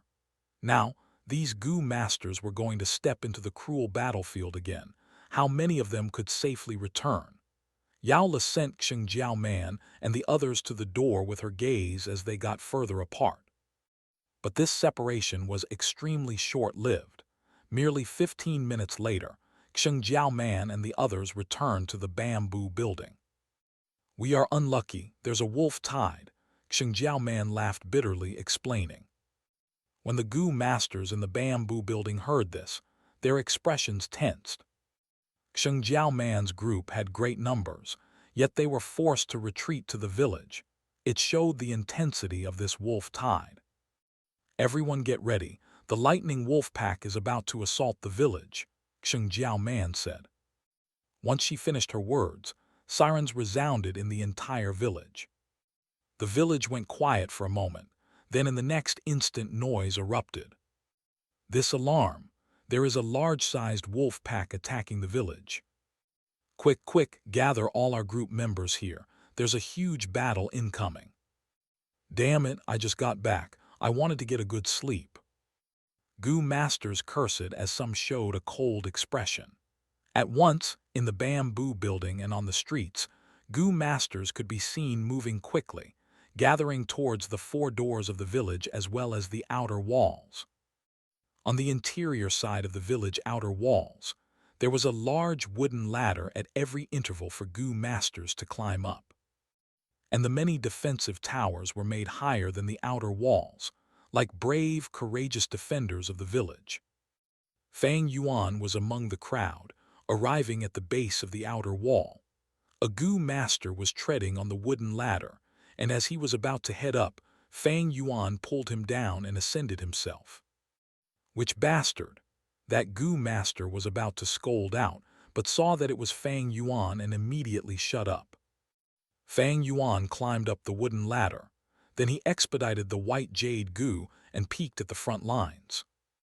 Just outside the village, there were roaming lightning wolves everywhere, thousands of them.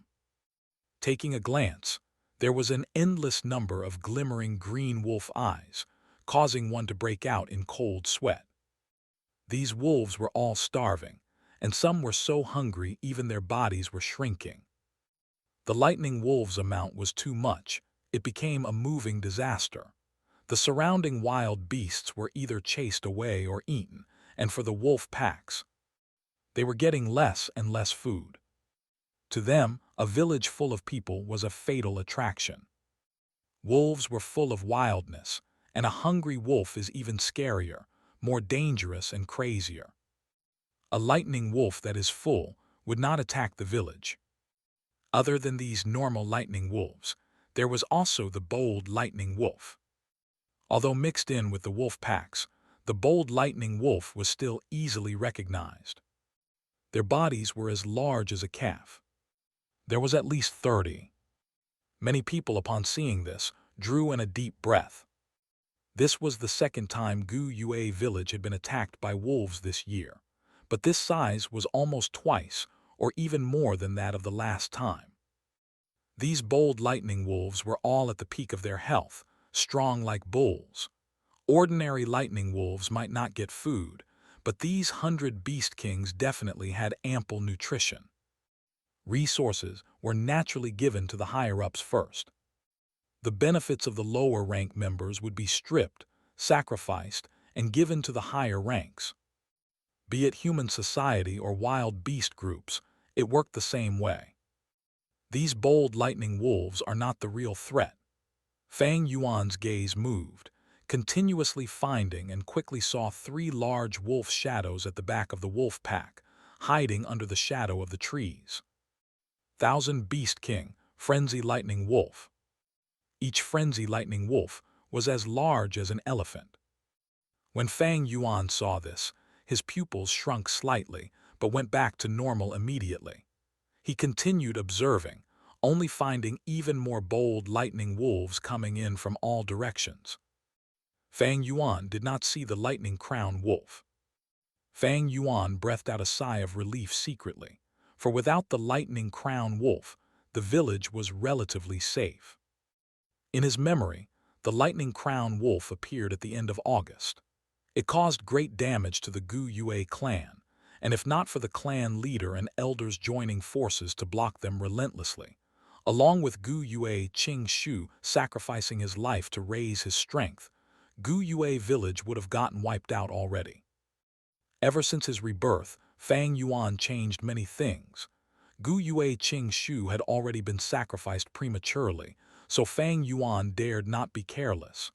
There was even a possibility of the lightning crown wolf appearing now. Thus, he rushed to the site to observe the scenario. Howl! 3 frenzy lightning wolves raised their heads as they howled long and loud. In their cries, numerous lightning wolves received their orders and started to attack the village. On the village's end, the Gu masters had already prepared themselves, getting into formation. Rank 1 Gu masters were all at the wall's corners, both hands supporting the cold walls. Rank 2 Gu masters, some climbed the wooden ladders while others gathered at the top of the towers. Right behind them, the temporary forts that were remodeled from buildings were filled with Gu masters.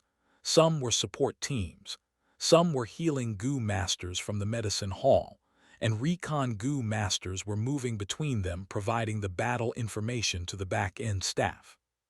Some clan elders were at the back end, some ascended the tower buildings, and others watched at the sidelines, reserving their strength and being a pillar of mental support to the clansmen. "They're here." Fang Yuan stood on the wooden ladder, his eyes glimmering. Lightning wolves moved from the entire mountain, forming into a tidal wave, and assaulted the village. Rumble, rumble. They first fell into the pre-dug pitfalls outside the walls, their bodies penetrated by numerous bamboo spears, like dumplings inside a pot. Some died on the spot, while others had some life remaining, crying out pitifully. The wind blew, and the smell of blood entered everyone's noses, while wolf cries entered their ears. The wolf packs attacked in a frenzy. Not only did they not stop, they were in fact stimulated by the blood and attacked even more furiously. Lightning wolves fell into the trap one by one, using their lives to pave the way for the others, stepping on their companions' corpses and crashing up onto the village walls. At once, thudding sounds were heard. A lightning wolf was powerlessly against the wall, but with the endless hordes, the impact caused the outer wall to shake. Rank 1 Gu masters below the outside wall held in their tremendous fear, and risked their lives injecting primeval essence into the steel vine Gu and poison flower Gu. The village walls, numerous thorns stabbed into the lightning wolf's body. The poison flower Gu gave these steel vines a poisonous touch as the poison invaded the lightning wolf's body. Lightning wolves scratched and attacked the village walls, opening their mouths and biting, but as their injuries intensified and the poison accumulated, their movements gradually turned sluggish. Pew pew pew. Rank 2 Gu masters stepping on the wooden ladders, along with those at the tower buildings, shot out moonblades. The moonblade shot into the wolf packs, and instantly blood splashed everywhere, and wolf limbs went flying. The bold lightning wolves began to enter the battle, immediately bringing injuries and deaths to the Gu masters. Fang Yuan's corner.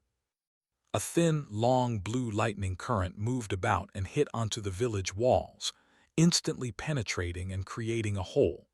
It electrocuted an unfortunate rank 1 Gu master inside as well. That bold lightning wolf that killed a Gu master quickly received heavy attention. Numerous moonblades flew towards it, but it dodged left and right, relying on the surrounding lightning wolves to provide cover, thus suffering only minor injuries. Howl! It opened its mouth, and between its sharp teeth, sparks flew, quickly forming an electric current that flew through the air towards Fang Yuan. Water shield Gu. Fang Yuan snorted, and from his nose, 2 lines of light blue water vapor flowed out.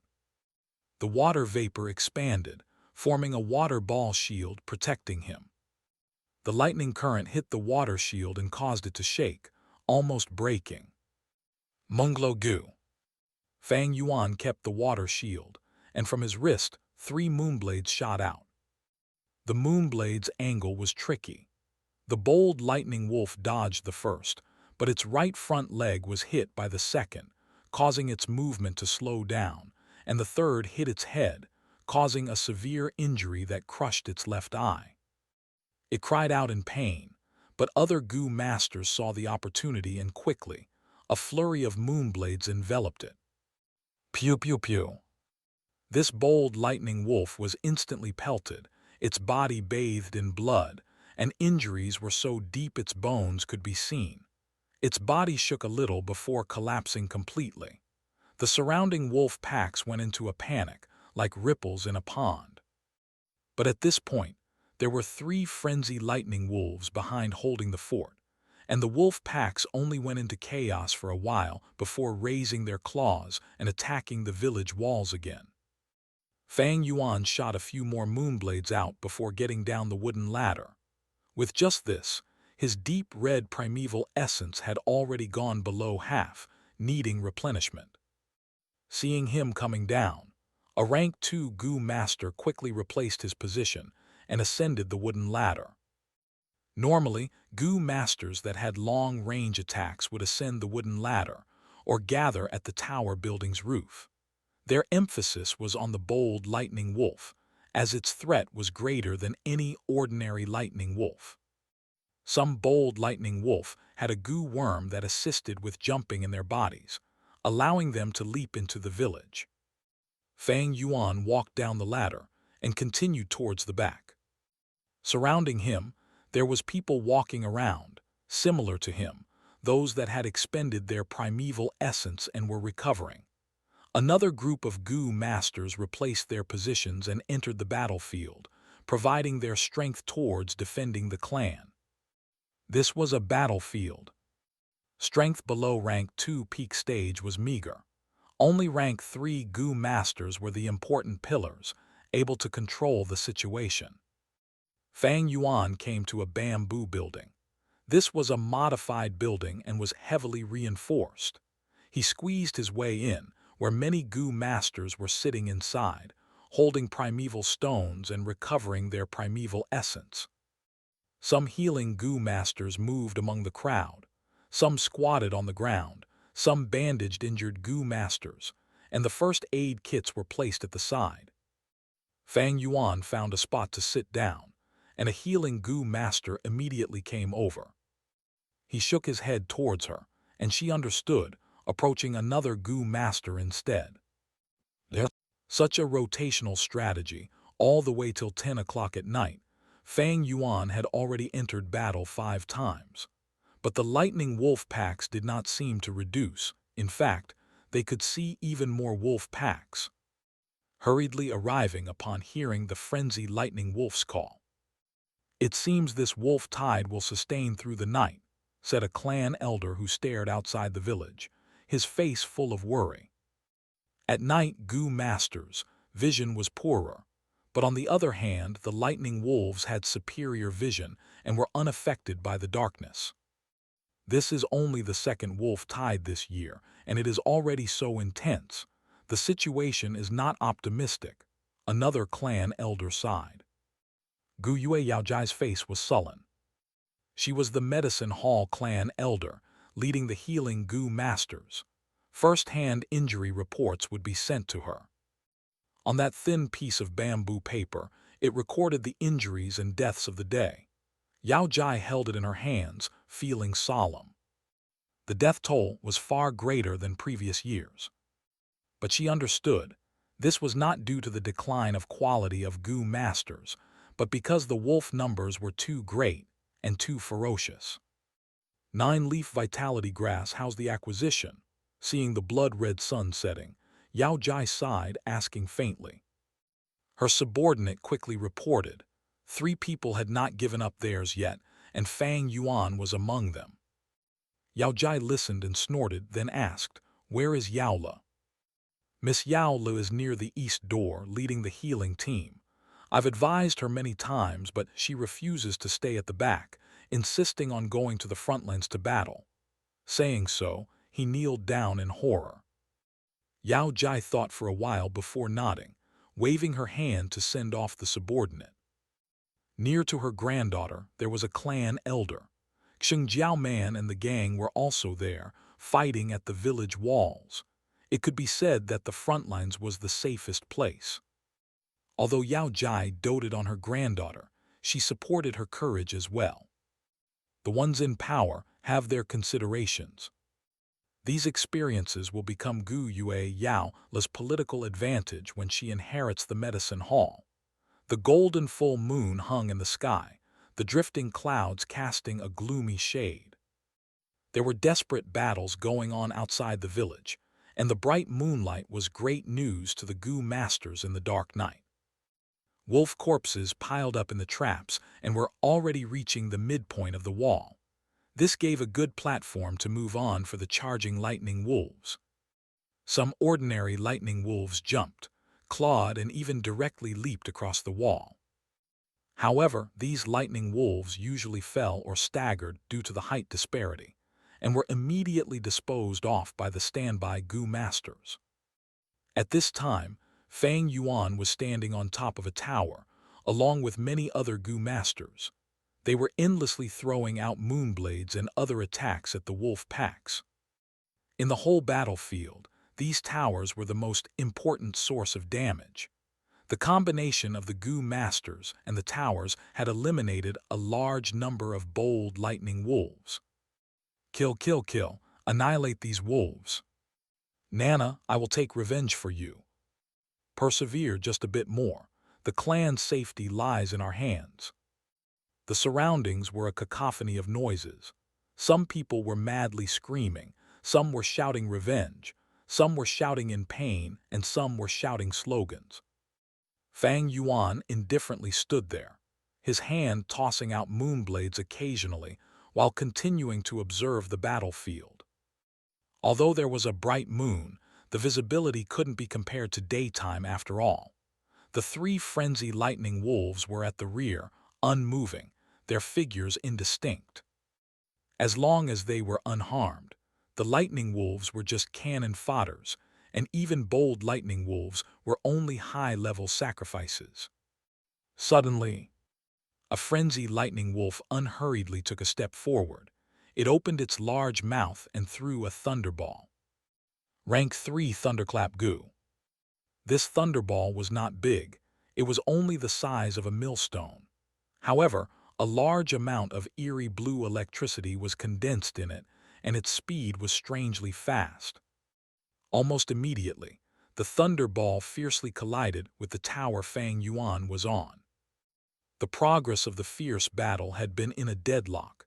Many Gu masters were mindlessly fighting, and they were not able to react to the thunderball. Water Shield Gu, White Jade Gu. Fang Yuan was only able to put up his defense before white light covered his sight. Boom! The huge sound from the explosion nearly ruptured his eardrums.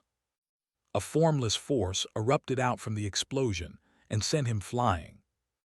The devastating thunder destroyed the water shield within 2 breaths of time. The surplus electric current struck Fang Yuan, and even with the White Jade Gu's defense, he still felt bursts of numbness. Bang! He fell to the ground from a height of 3 to 4 meters. White Jade Gu was not the raiment Gu. It couldn't lessen the force on impact. Fang Yuan's back hurt all over. He quickly got up from the ground, his eyes repeatedly blinking as teardrops fell from it. After 3 breaths of time, he slowly recovered his sight. The tower that had been built with thick stones was half destroyed. There were many burnt black corpses scattered around on the ground. The thunderball attack had opened a huge hole on the outer wall, and an unending stream of wolf packs charged into the village like a tide. The frenzied lightning wolves finally entered the battlefield. 1,000 Beast King level strength was extraordinary. The many Gu masters that were around Fang Yuan in the tower just a moment ago were completely dead, some left without intact corpses. Only Fang Yuan alone had survived. The jellyfish-like water shield Gu appeared very dull inside his aperture. If the water shield was continuously destroyed many times, the water shield Gu would also be damaged and could even perish. White Jade Gu was also in a similar state. Gu worms were strong and yet fragile. Take this Thunderclap Gu for example. Its thunderball was very powerful and fast, also difficult to resist. But it also had a weakness. It couldn't be used repeatedly and needed some time before the second thunderball could be shot out. Boom! But Fang Yuan had just stood up when another thunderball flew over. To think this Wolf King has 2 Thunderclap Gu on it. Fang Yuan's complexion turned pale and he hurriedly dodged. He tried not using the water shield Gu and only relied on the defense from the White Jade Gu. Beast, stop your insolence.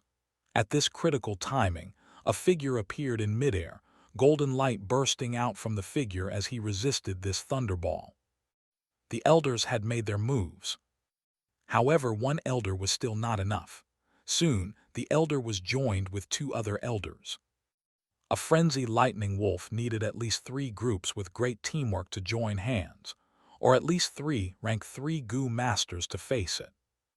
The frenzy lightning wolf took heavy steps forward, emerging from the indistinguishable wolf packs as the surrounding wolves gave way. It gradually started from a slow run, and then got faster and faster, charging at the village wall with its head lowered. Seeing this scene, all the rank 1 and rank 2 Gu masters fled in terror. Only those 3 elders still remained on their spots. Everyone tacitly vacated this part of the battlefield and left it to them. The intense battle between the 3 elders and this frenzy lightning wolf unfolded. Not long after, the other 2 frenzy lightning wolves also charged towards the village, opening another 2 battlefields. 9 elders and 3 frenzy lightning wolves formed into 3 great battlefields. Thunder and lightning burst out everywhere, destroying the bamboo buildings. Most of the Gu masters or the lightning wolves who were caught in these 3 great battles didn't have a good end. Lightning wolf packs were still charging towards the village, but Fang Yuan didn't fight anymore and moved to a corner of the battlefield, observing the 3 great battle stages from a distance. No doubt, the attacks from these wolf packs had reached the climax. 3 frenzy lightning wolves. One has 2 thunderclap Gu and has high offensive power. Another has thunder wings Gu and can fly for a short moment, giving it very high flexibility in the battle. Another holds the thunder roar Gu and can kill its enemies with the sound waves. Fang Yuan slowly got the details on these 3 frenzy lightning wolves after observing for a moment. A 1,000 Beast King usually has 3-4 rank 2, and a rank 3 wild Gu worm residing on it. The Gu masters could give proper response as long as they were clear on these Gu worms. Once the frenzy lightning wolves suffered targeted attacks, with their low wisdom, they wouldn't change their monotonous attack styles, and the battle outcome was certain. Sure enough, soon the several elders retreated, and other elders replaced them. With the mutual coordination between them and superior tactics, they were soon able to occupy the upper hand. After a short moment of intense battle, they controlled the battle situation. Victory was only a matter of time. The outcome is set. Just when Yao Jai puffed out a sigh, a roar sounded out from the eastern gate. A lightning wolf was growing bigger, from the size of a normal lightning wolf. As if air was blown inside it, it swelled up to a size of an elephant. There is actually another frenzy lightning wolf. Many elders were alarmed at this scene. Their attention had all been on the 3 battle stages, as their entire battle formation was heavily emphasized on these 3 areas. The forces at the eastern gate was somewhat thin and weak. Not good. Yaola's still there. Yao Jai suddenly turned pale, and she immediately shot out towards the eastern gate. To think there was still such an unforeseen event.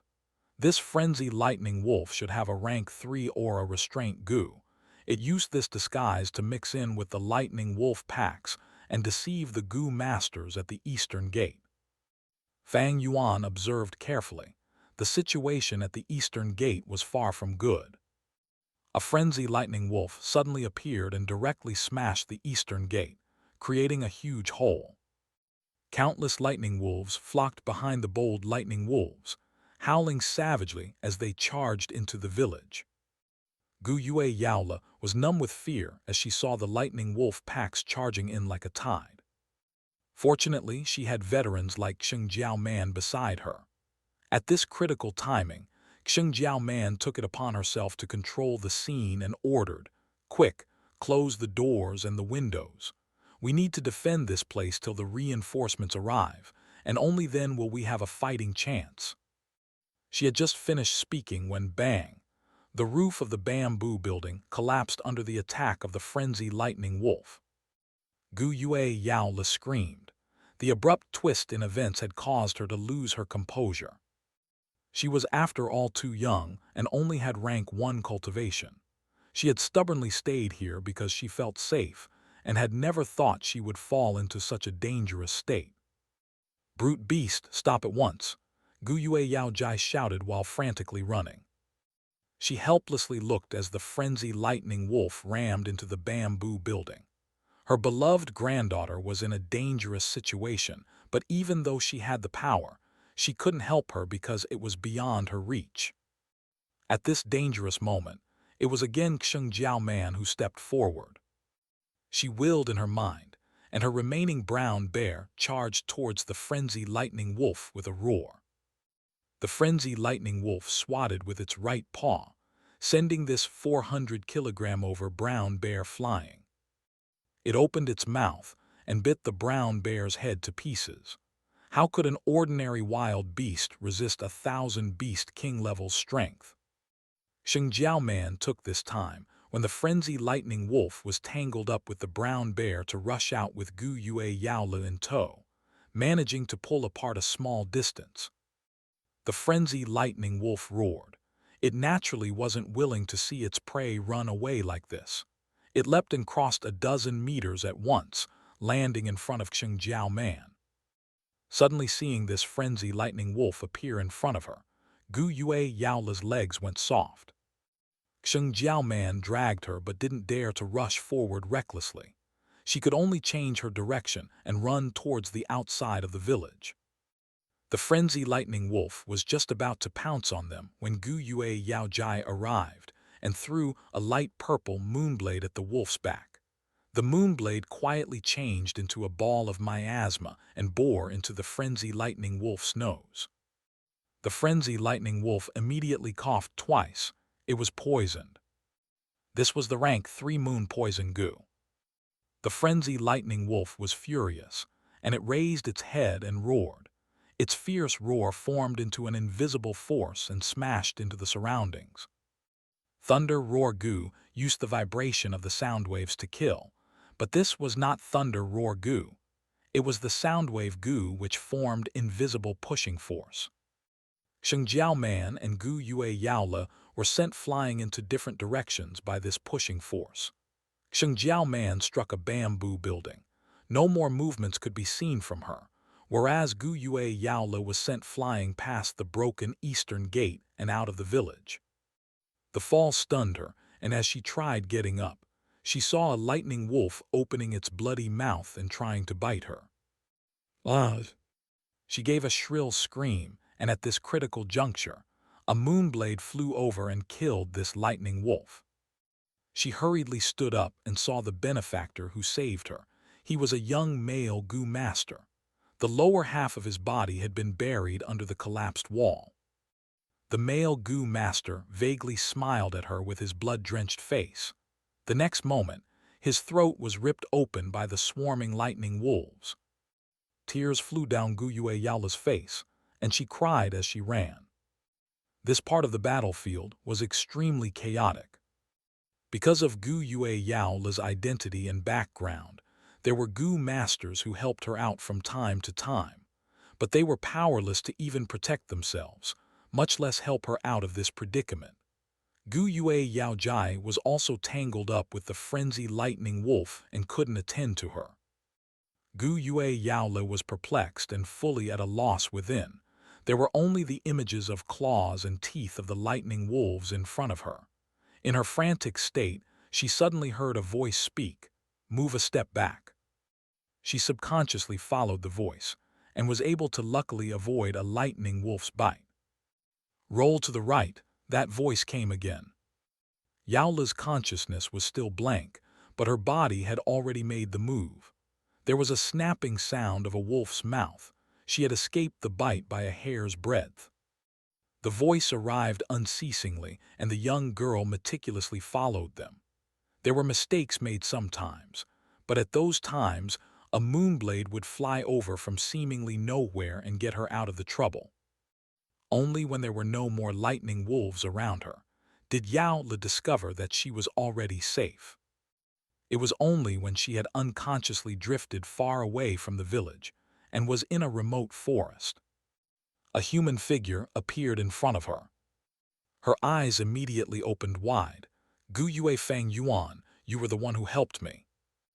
"No, I am only helping myself," Fang Yuan grinned, revealing an evil intent. "What?" Gu Yue Yaola was shocked when she heard this. Fang Yuan had already struck at lightning speed, his hand chopping her neck. She fainted immediately. The young girl fell down helplessly, and Fang Yuan's hand quickly moved, holding her by the waist. Next, he activated the stealth scale Gu, and their bodies vanished on the spot. When Gu Yue Yaola woke up in a sleepy state, she found herself in a dark mountain cave. She shrugged her head, trying to stand up subconsciously.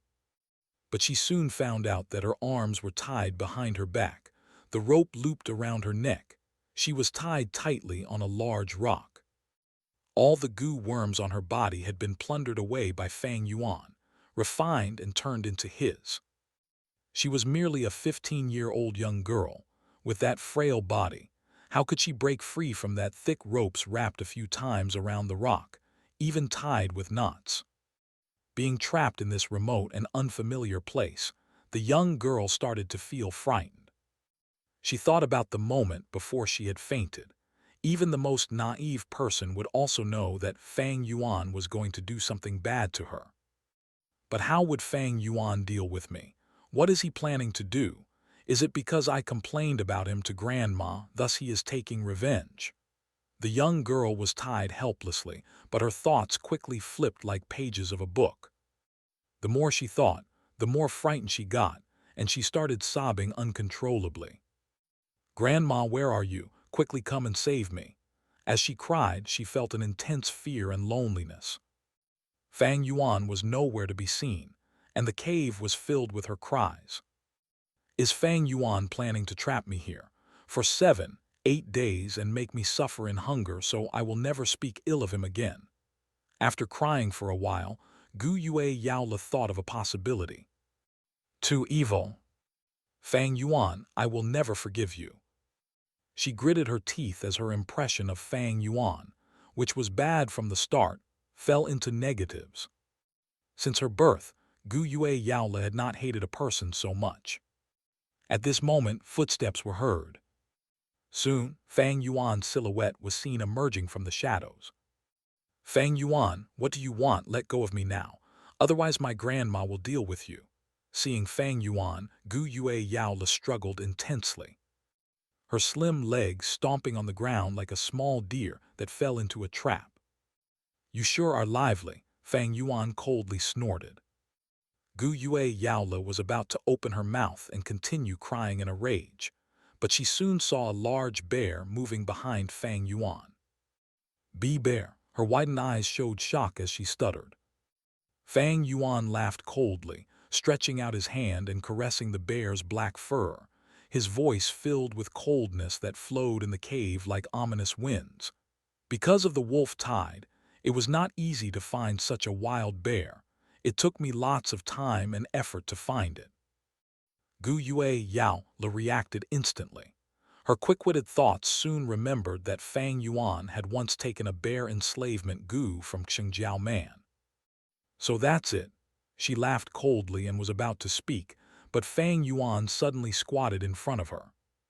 "What are you doing?" The young girl tried to move away, but Fang Yuan easily used his right hand and grabbed her cheeks firmly. "Such a cute appearance, lovable indeed," Fang Yuan plainly commented. Swoosh! His right hand moved quickly, grabbing Yaola's shirt and pulled. The shirt was instantly torn, showing her pink undergarment. "Ah!" The young girl was stunned momentarily before shrieking loudly, frantically struggling. Even though her tender muscles bled due to friction from the ropes, she couldn't care less.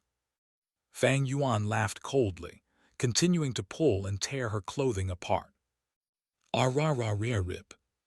Soon, the young girl's ragged garment was only left with a few torn strips of cloth, showing off large areas of her milky, delicate flesh. "No, no," she was extremely frightened, crying out loudly. As she thought of all the various possible ways Fang Yuan was going to deal with her, her whole body shook and trembled. However, Fang Yuan did not continue on as she expected, but instead he stood up and moved backwards. The young girl's loud cries turned into sobbing. But at this moment, the black bear moved its paws and got closer. The young girl was frightened as her iris shrunk into pin size, for at this moment she felt an intense sensation of death. Whoosh! The bear paw struck, and the sound of it breaking air could be heard. With a crisp sound, the young girl's skull was hit, and the intense force broke her thin neck. Her head was twisted at a creepy angle, broken and hanging on one end. One moment ago, she was still an alluring beauty, and the next moment she was a corpse. Her warm body tied to the huge rock was like a broken toy doll. At this moment, even without Fang Yuan's control of the bear enslavement goo, with its craving for food, the black bear had already lowered its head, enjoying this sumptuous meal. It first started to gnaw at the young girl's throat, and fresh blood immediately bubbled out, splashing onto its black fur. Next was the young girl's white and tender breasts, like flower buds that were unopened. The black bear bit on her right breast in one whole mouthful, tearing away the skin and flesh, exposing her deathly pale ribs. At this moment, the black bear used its paw to break these bones.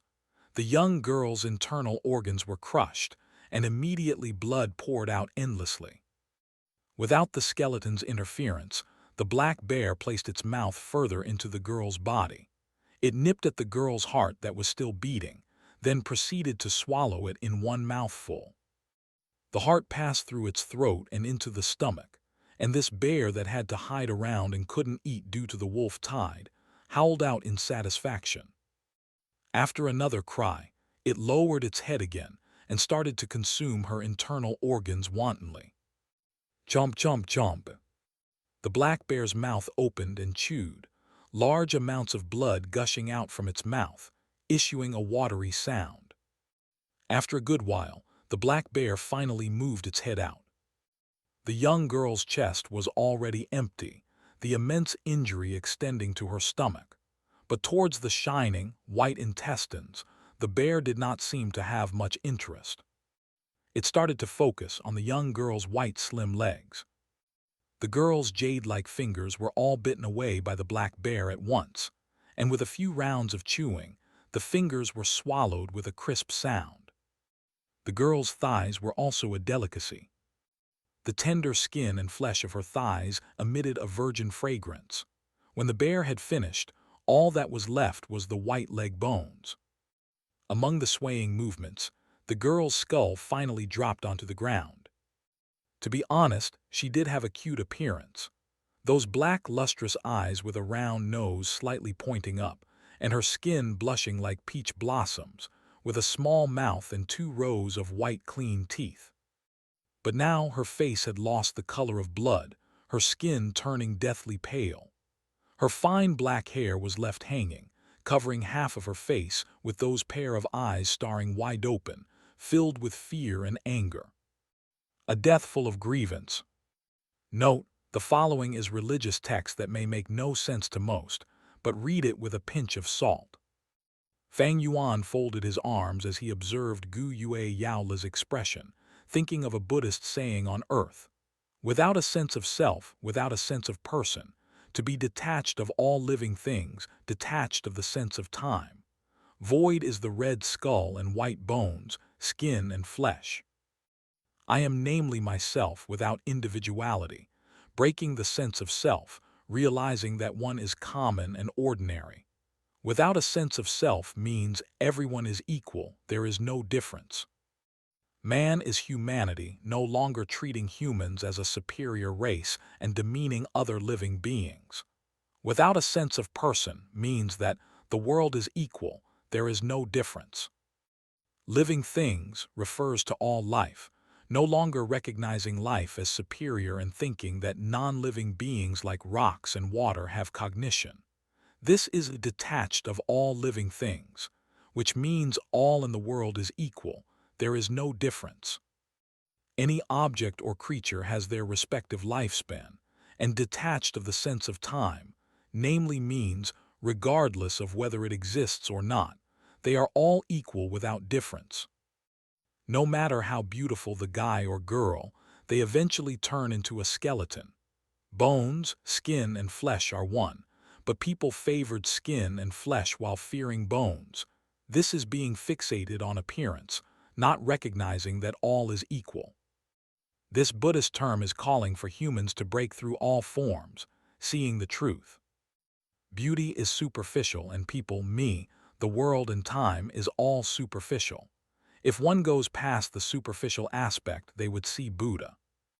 Recognizing and going beyond, treating all as equal, all is equal. Thus, Buddha sacrificed his body to feed tigers, cutting off his flesh to feed eagles. This was the benevolence in his heart, seeing all in this world as his own, loving everything and his great love for everything. No matter if it's me, others, animals or plants, or even the lifeless rocks and water, even those that do not exist, we have to love them. If a mortal standing there watches the bear eat a person, some hot-blooded teenager would jump out and scream, "You beast, don't you dare eat a person!" Or "Beauty, do not fear, uncle is here to save you," etc. This was the mortal's love and hatred, loving young girls and hatting large bears. Not going beyond and still fixating on the superficial, not able to see her red human skeleton. If Buddha stood there and watched the bear eat a person, he would sigh, chanting, "If I do not enter hell, who would enter?" He would save the young girl and feed himself to the black bear. This was Buddha's love and hatred, loving the young girl and loving the bear, treating all as equal. But right now, Fang Yuan was the one standing here. Seeing the young girl's tragic and violent death, his heart was unmoved. This was not because of his numbness to death, but he had gone beyond the superficial, having no obsessions.